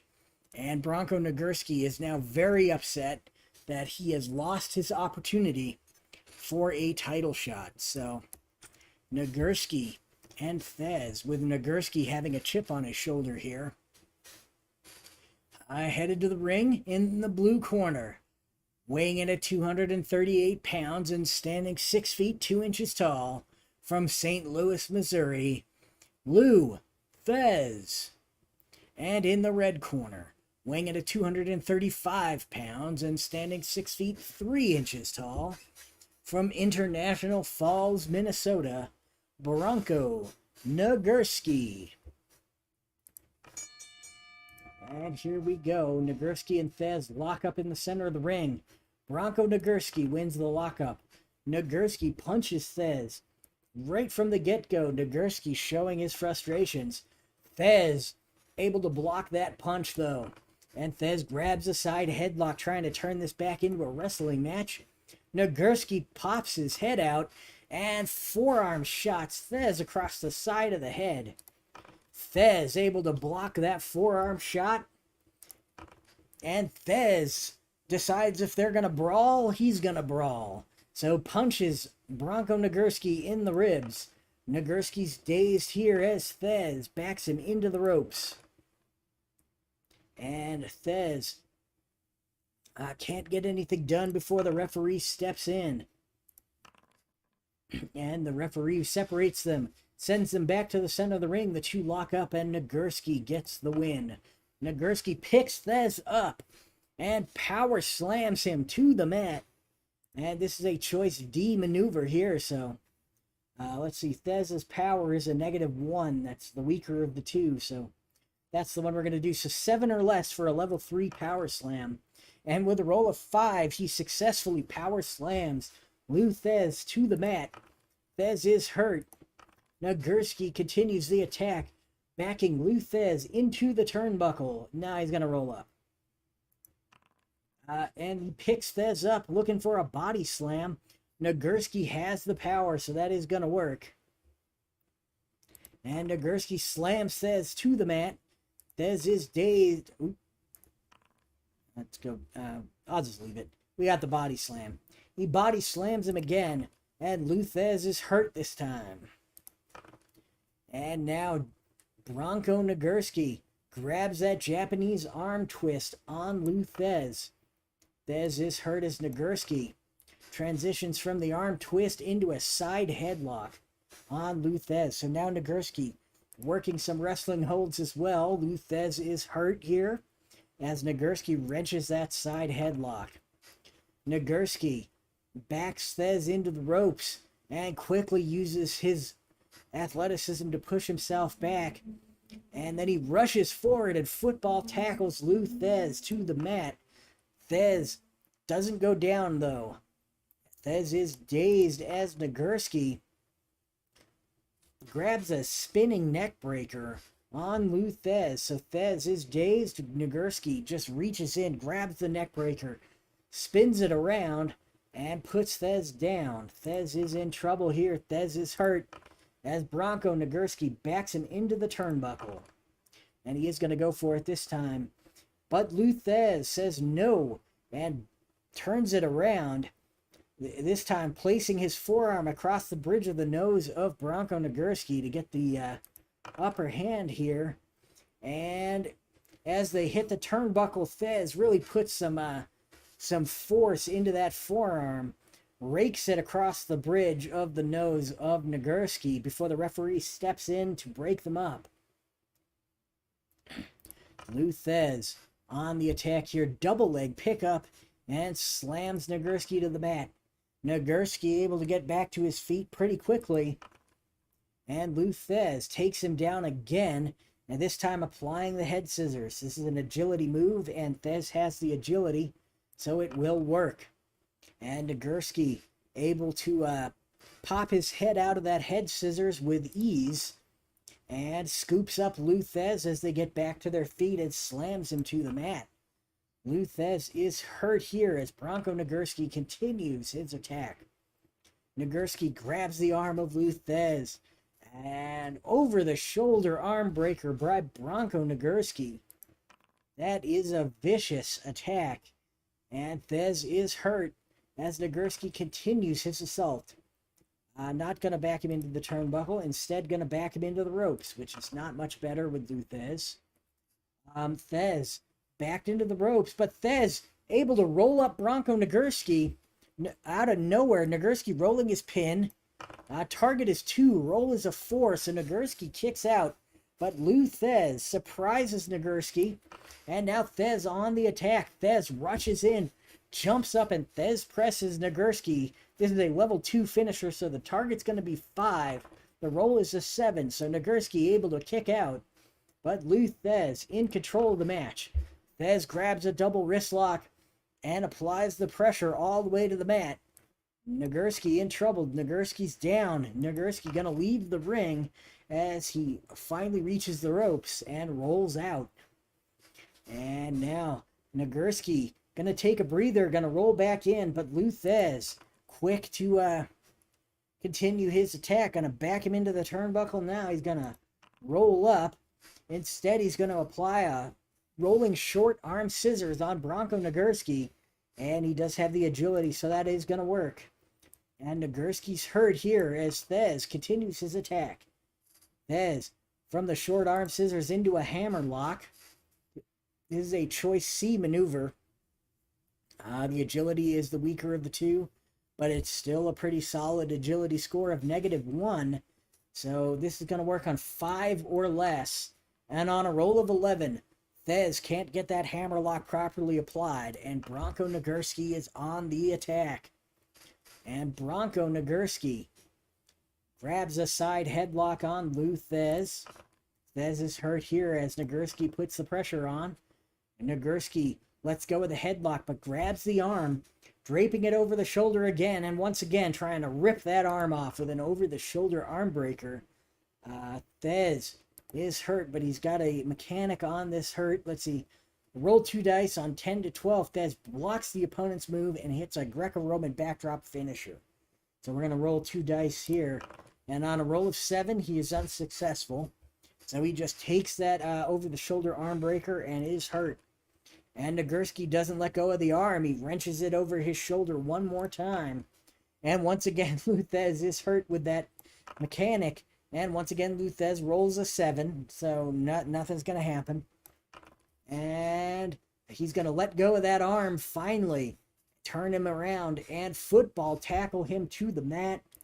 And Lou Thez in trouble as Nagurski scoops him up again. Big power slam attempt coming up. And power rating here, 8 or lower, plus or minus power, which is -1, so 7 or less. And with a roll of 9, Lou Thez able to kind of scoot out the back there and grab the arm and attempt a hammer lock. And Lou Thez, it's going to be the agility, and it's going to work on 5 or less. And with a roll of 7, he is just unable to apply that hammer lock to Bronco Nagurski. Nagurski going to roll up. He's not going to do the turnbuckle. Instead going to do the ropes, which, again, not any better. And once again, he didn't learn the last time. He tries to back Lou Thez into the ropes. Thez, as soon as his back touches the ropes, he uses it to spin around and roll Nagurski into a pinning predicament. Target is 4, roll is a 10. So Nagurski able to kick out of the pin there, but he's in trouble as Thez is now in control of the match. Big step over toe hold face lock on Bronco Nagurski. Nagurski is struggling to reach the ropes here. Thez lets go of the STF and grabs a double wrist lock. Nagurski's down, still trying to get to the ropes, and he does it. And Nagurski uses the ropes to stand back up, but Thez is right there. Grabs him with a Greco-Roman backdrop, plants him, and then covers him. This is a +2 finisher, so the target is going to be 7. And the roll is an 8. So Bronco Nagurski once again kicks out. And Lou Thez in control now. Thez, he's upset about losing the title. Nagurski is upset about not getting a title shot. And Thez grabs him again as they both stand back to their feet, and Greco-Roman backdrop a second time. This is a +2 finisher, so target is 8. Roll is a 3, and Lou Thez has defeated Bronco Nagurski. Thez beat Nagurski with a Greco-Roman backdrop. He had 5 stars, or 5 fatigues, a 2.5-star match. Thez had none. He pretty much dominated. Nagurski had 5. Actually, I wouldn't say he dominated, honestly. It was a pretty back and forth match for a while. And then once Thez got control at the end, he never let it go. All right, so we got 3 more title matches left. The first one is for the European heavyweight title, as champion Jim Londos puts his title up against Stanislaus Zbyszko. Zbyszko hasn't had a title shot in a few years.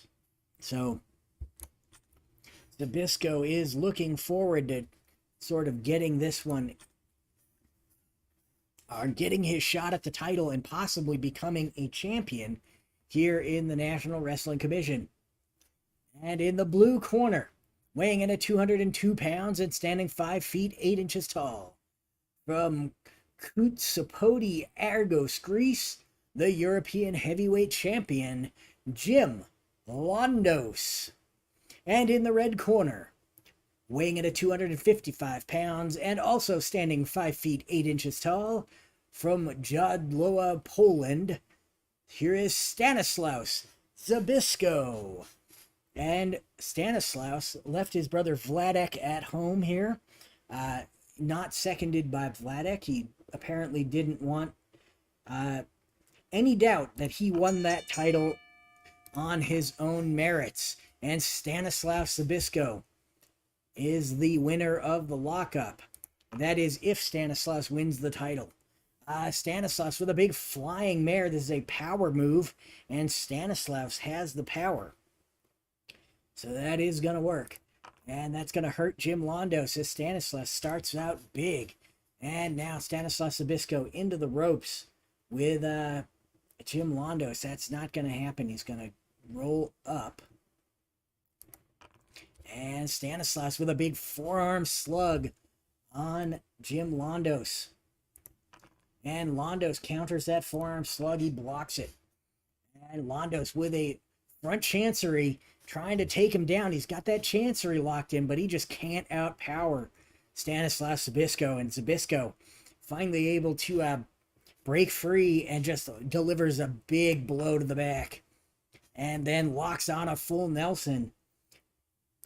And Londos in trouble here as he's got that full Nelson applied. And now he's using the leverage to pin both shoulders to the mat. Target is 1, so he can't be pinned. And the roll is a 2. So just about the only thing he could... if he had any higher of a pin rating, this match would have been over already.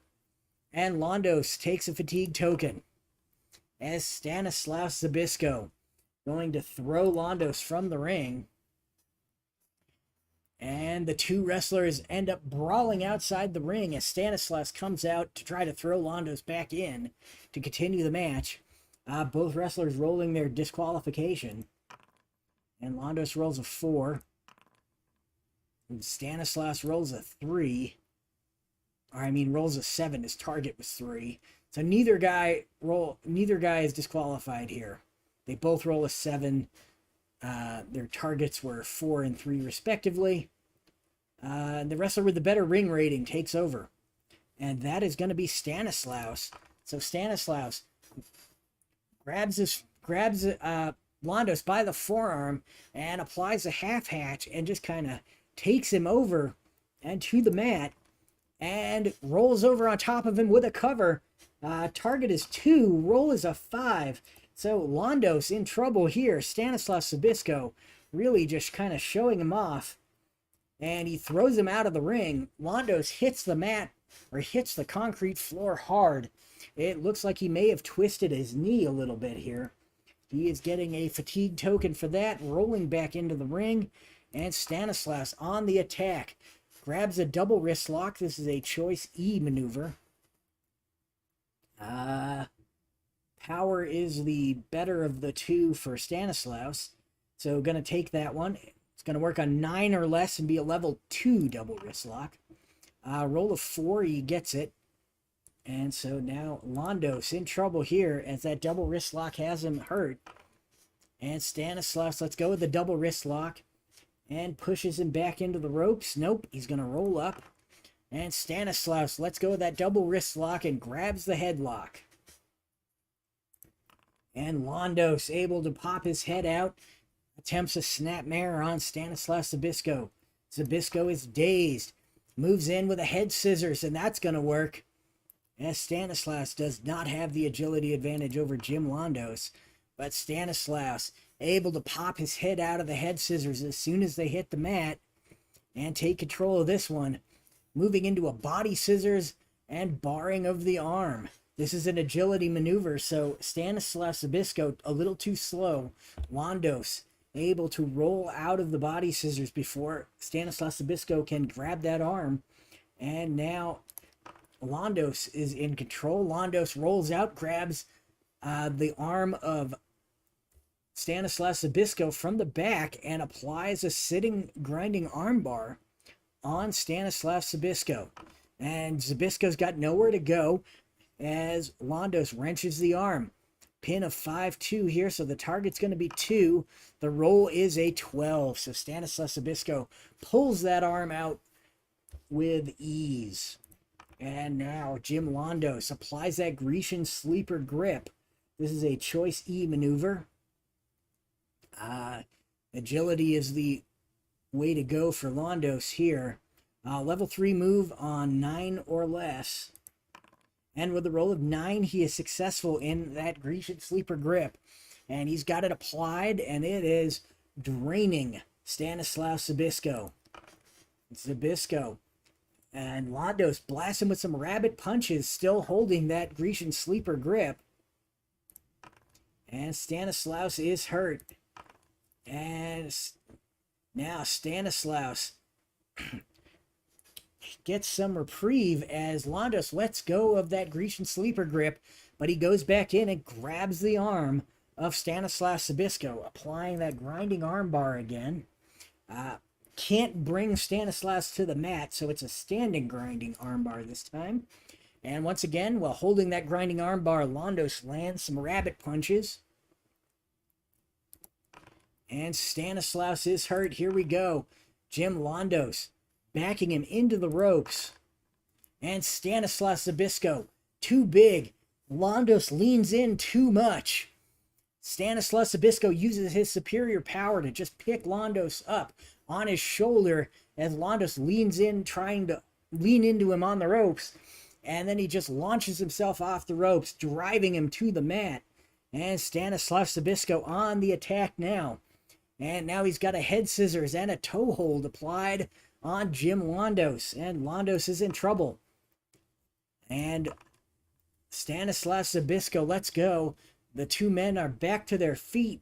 And Stanislaus Zbyszko gonna roll up, not gonna attempt the ropes. Going to go for a body scissors and try to bar the arm again. He gets a little closer this time, but Londos still able to roll out and grab the foot of Stanislaus Zbyszko with a reverse toe hold. And Zbyszko's hurt here. Londos waits for him to get up. Cross arm thrust into Stanislaus. And this is a choice C maneuver. So let's see. Agility is definitely the way to go. It's going to work on 7 or less. And with a roll of 9, he is not successful in connecting with that cross arm thrust to Stanislaus Zbyszko. And Zbyszko grabs him, scoops him up. Big body slam coming up here. Gonna go for the power move here. It's gonna work on 7 or less. And with a roll of 8, Londos just too quick and scoots out the back. And now Londos forcing Stanislaus into the ropes. And this time it's Londos drop toe hold off the ropes. And Stanislaus Zbyszko in control here. I mean, Jim Londos in control, not Stanislaus. And Londos applies a short arm scissors on Stanislaus. Stanislaus is down, but he's got that mechanic. Roll 1 die on a roll of 6. Zbyszko powers out and takes over on level 1. So let's roll it. And on a roll of 4, he's just down. So there's short arm scissors being applied with great force by Jim Londos. Londos not going to throw him out of the ring. Going to roll up. And going to attempt that cross arm thrust again. Let's see. It's going to be 7 or less. And with a roll of 2, he catches him with that cross arm thrust this time. And Stanislaus is hurt. And Jim Londos waits for Stanislaus to kind of stagger into him, grabs a crotch lift and slams him to the mat. This is going to add 1 fatigue to Stanislaus Zbyszko.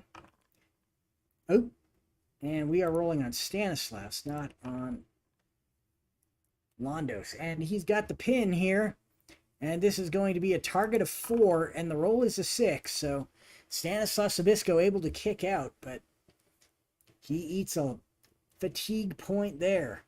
And now, Jim Londos with that standing toe hold on Stanislaus Zbyszko.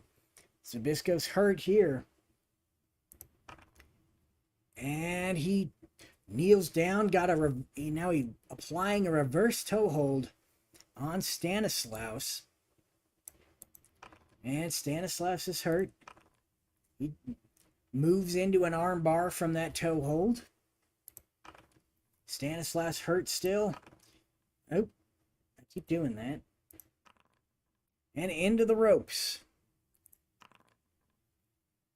And this time Stanislaus able to roll him up off the ropes here. Londos. Target is 4. Roll is a 10.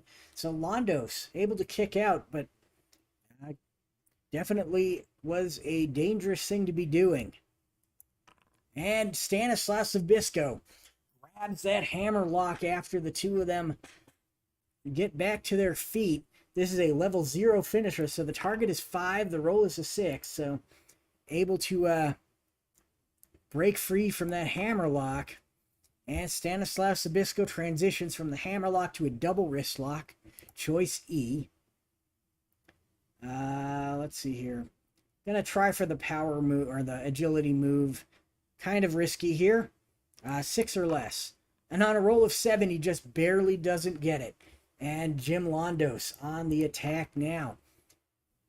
Londos able to roll out of that double wrist lock and hits him with a couple of rabbit punches for good measure. Oop.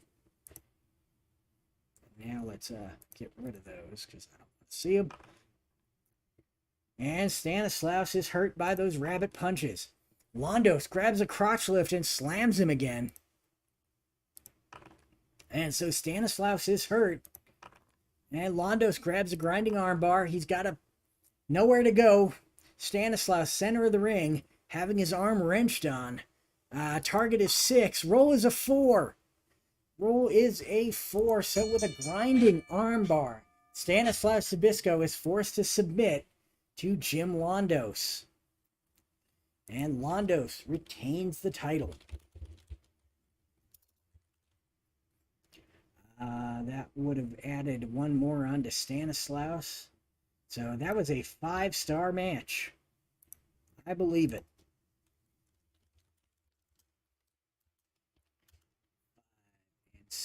And Stanislaus. There we go. And that was a really good one. I quite enjoyed that match. Now, Ed Lewis says that he booked this match to punish Dick Reigns for basically winning all of his title defenses by DQ or countout or whatever.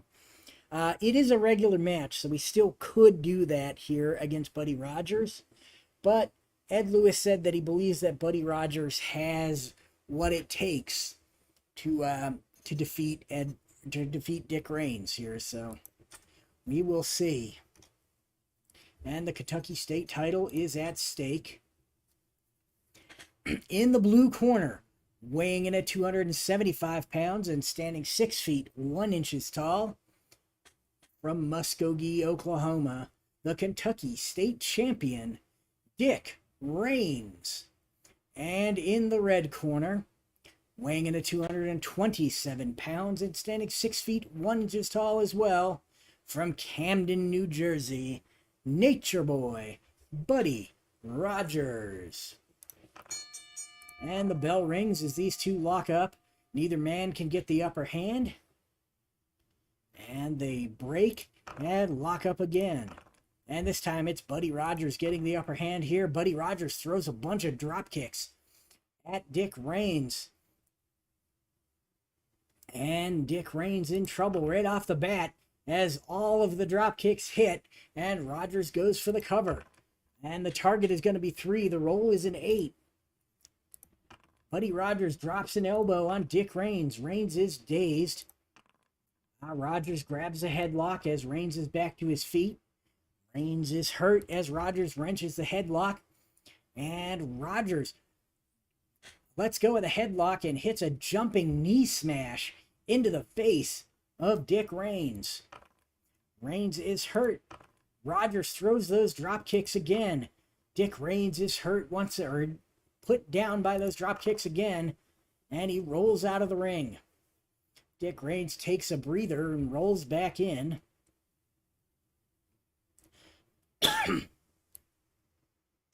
And Buddy Rogers waits for Reigns to step through the middle and top rope, grabs him, puts his head between his legs, and goes for that big pile driver. And Buddy Rogers is in trouble. Or, I mean, not Buddy Rogers.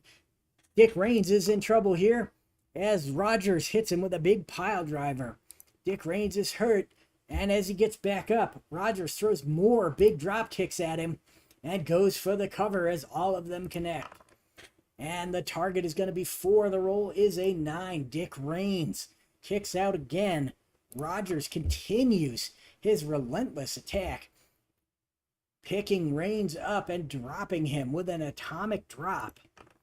Dick Reigns is hurt. Buddy Rogers with a big hard punch on Dick Reigns, but Reigns finally, brawling is in Reigns' wheelhouse, so Dick Reigns blocks that one.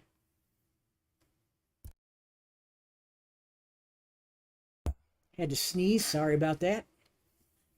Dick Reigns blocks that and rakes the eyes. It's an eye gouge on Buddy Rogers.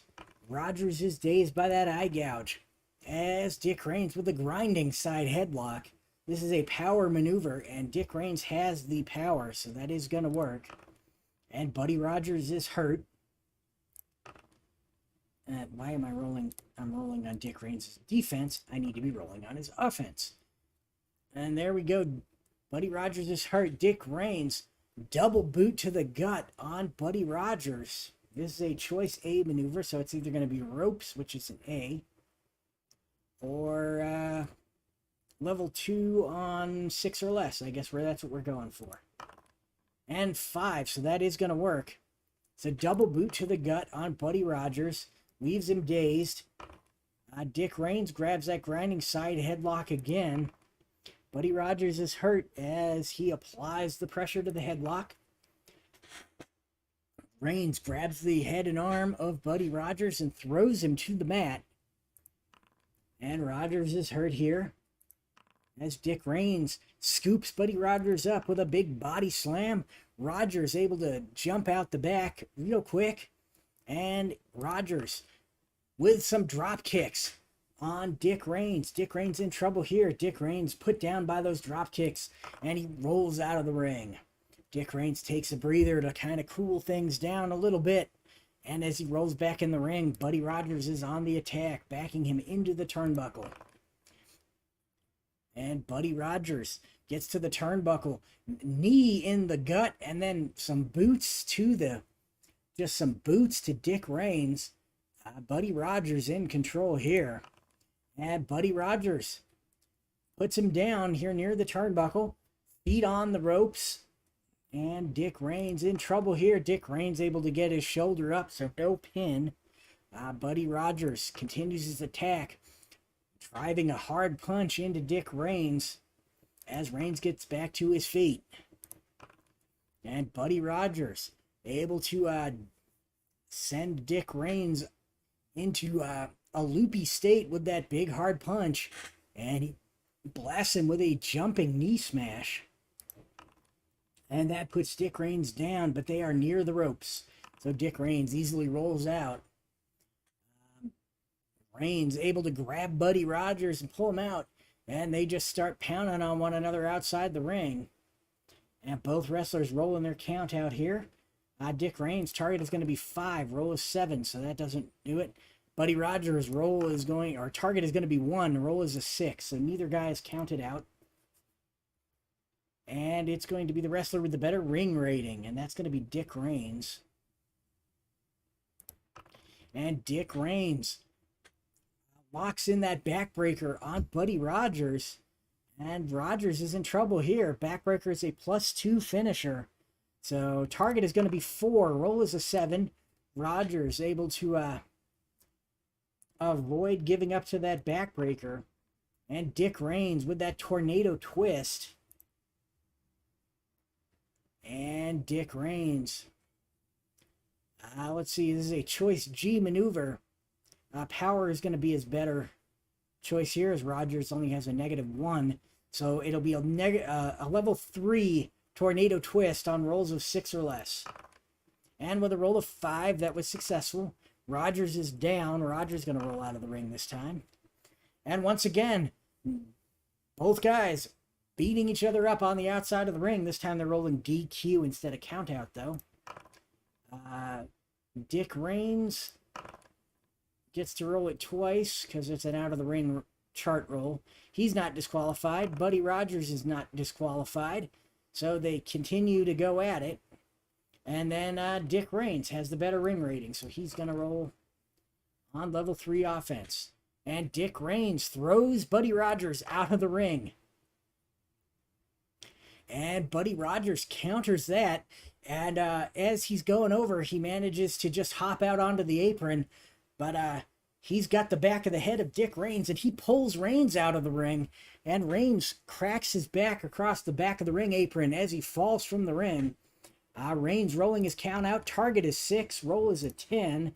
So Dick Reigns able to not get counted out. Rolls back into the ring.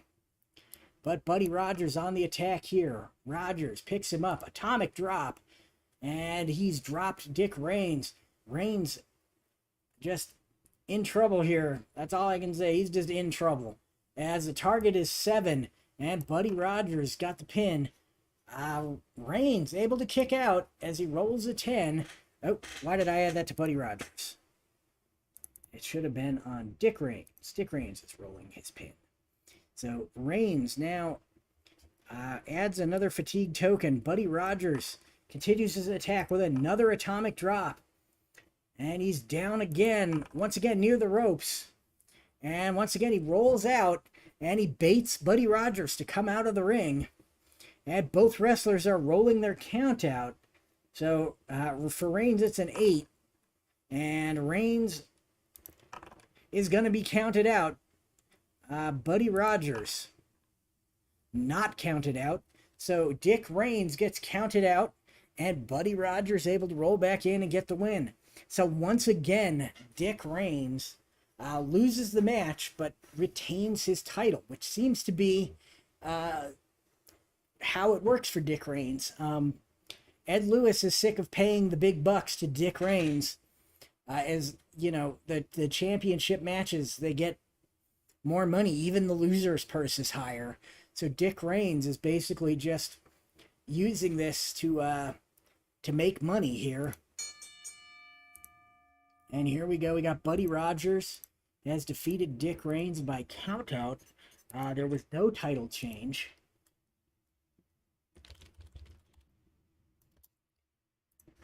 I'm going to say that was, let's see, it would normally be a 3.5-star match, but because of the countout, I'm going to drop it to 3. And Rogers has 2. Reigns has 5. And there we go. And here we are, final match of the evening. This is the NWC World Heavyweight Title match. Farmer Burns beat Ed Lewis for his first NWC World's Heavyweight title. And then Burns, I believe, lost...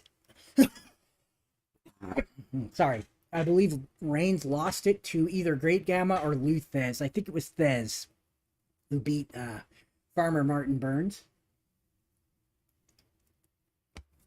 Ed Lewis was kind of mad that Martin Burns didn't grant him a rematch and accused the NWC of allowing Burns to choose his opponents, which was not something that was afforded to Ed Lewis when he was the champion. So Lewis publicly called them out and was very upset. That led to the formation of Bluegrass Wrestling. Burns lost the title, like I said, I believe to Luthez, and then Burns won it back from Luthez. So now Burns is in there against Ed Lewis. This is the rematch that never happened for the NWC World's Heavyweight title. And these two do not like each other. So this should be an interesting one. And here we go. In the blue corner, weighing in at 236 pounds and standing 5 feet, 10 inches tall, from Louisville, Kentucky, Strangler Ed Lewis. And his opponent in the red corner, weighing in at 165 pounds and standing 5 feet, 7 inches tall, from Springfield Township, Iowa, the NWC World's Heavyweight Champion, Martin Farmer Burns. And the bell rings as the two men meet in the center of the ring, and the champion, Martin Burns, wins the lockup, applying a waistlock takedown to Ed Lewis. This is going to be a choice F maneuver. Agility is the way to go against Lewis. He has a -1 still, though, so not a great set of options. So this is going to be 5 or less. And with a roll of 7, Burns is not able to do the waistlock takedown. And Ed Lewis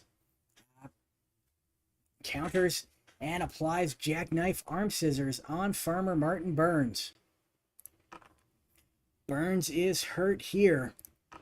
And Ed Lewis grabs the double wrist lock. Martin Burns in trouble as he really wrenches the double wrist lock, and then he transitions into a neck yoke. And Burns is hurt here. Not going to back him into the turnbuckle, going to roll up. And Lewis blasts him with some rabbit punches. And Farmer Burns able to handle those without any trouble and take control of the match, backing him into the ropes. The referee steps in, breaks these two up. No shenanigans in a title match. And Ed Lewis is in control here. Lewis takes him down and applies a neck yoke, yanking on the neck of Farmer Martin Burns. And Martin Burns is hurt as Lewis continues with that neck yoke. And Lewis leaves him with nowhere to go, really working that neck, trying to soften him up for that Strangler's headlock. He's got him in the center of the ring, though, and this could be all she wrote. Target is 3, roll is a 6. So Martin Burns in trouble here. He is going to throw him out of the ring. These two do not like each other. And then Ed Lewis comes out. He's got one of the wooden chairs from ringside, and he cracks that across the back of Farmer Martin Burns. The referee is yelling at Ed Lewis, and because it's an out-of-the-ring roll, or, it happened on the chart, I roll twice, and Lewis is not disqualified, but the referee warned him that that is not going to fly again. And so now Ed Lewis on the attack. Big step over toe hold face lock. Or no, just step over toe hold. No face lock there. This is a choice F though. So the way to go on Burns is power. And that's going to be 7 or less for a level 3 step over toe hold. And with a roll of 2, that is successful. So step over toe hold works. And Martin Burns is really feeling that toe hold. Both men get back to their feet, and Strangler Lewis locks on that Strangler's headlock. There it is. Target is 4, roll is a 3. So just like that, Ed Lewis quickly dispatches Farmer Martin Burns and wins himself the NWC World's Heavyweight title for a record 3rd time.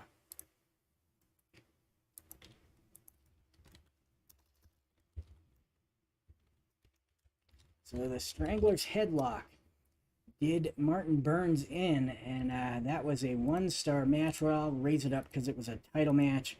Now I'll raise it up again because it was a grudge match. So 2 stars. And then Lewis had 0. Burns had 2.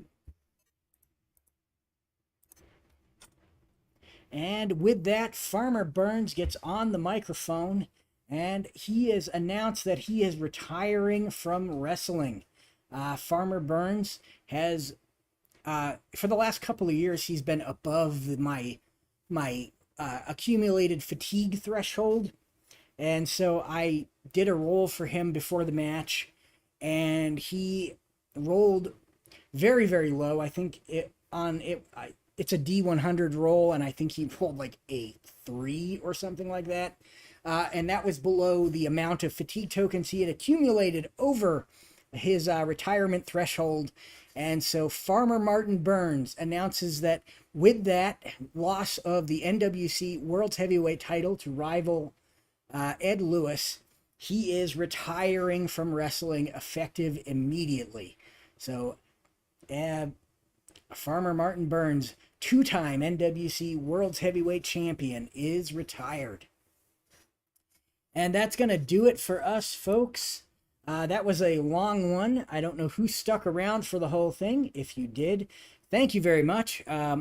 I try not to do them that long. The whole idea of this one, though, was that it was supposed to be like some giant super card, which had never been done in my wrestling universe before. So I probably won't be doing anything like this very often. This was just sort of a special occasion. Let's go in and check the title histories here. And as you can see, Ed Lewis is the champion now. Farmer Martin Burns was only the champion for 21 days in his second defense. That is the shortest title reign on record. We can also see Lewis lost it to Burns, who lost it to Lewis, or to Thez, who lost it to Burns, who lost it to Lewis. And this is Lewis's third reign as champion here, as he was the second champion, the 5th champion, and now the 9th champion.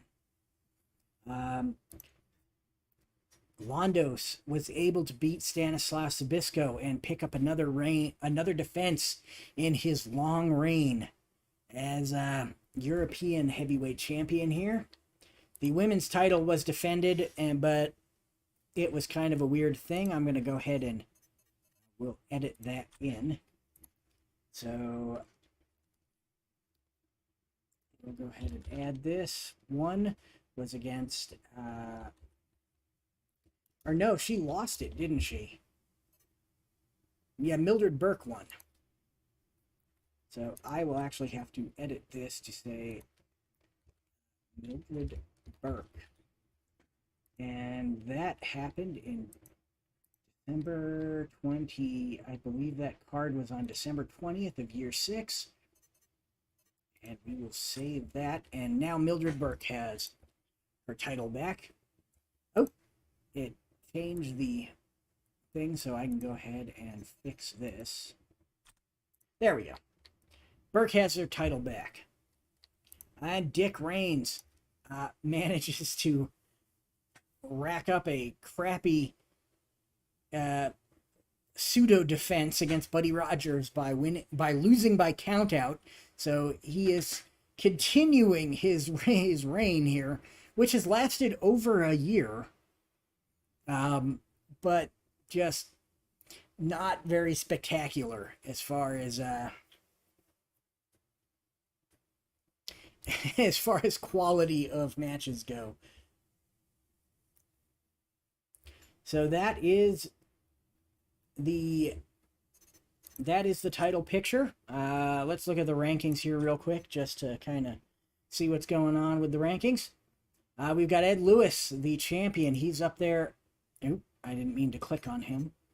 This will display like a full-on match breakdown of all of the matches that are included in his ranking there. But yeah, 21-7. William Muldoon, 20-1. Muldoon is just ridiculous. He'll never lose. Londos, Joe Stecker is next in line probably for a title shot. And so we'll have to see how that goes. And that's going to do it for us for today. Thank you for joining us.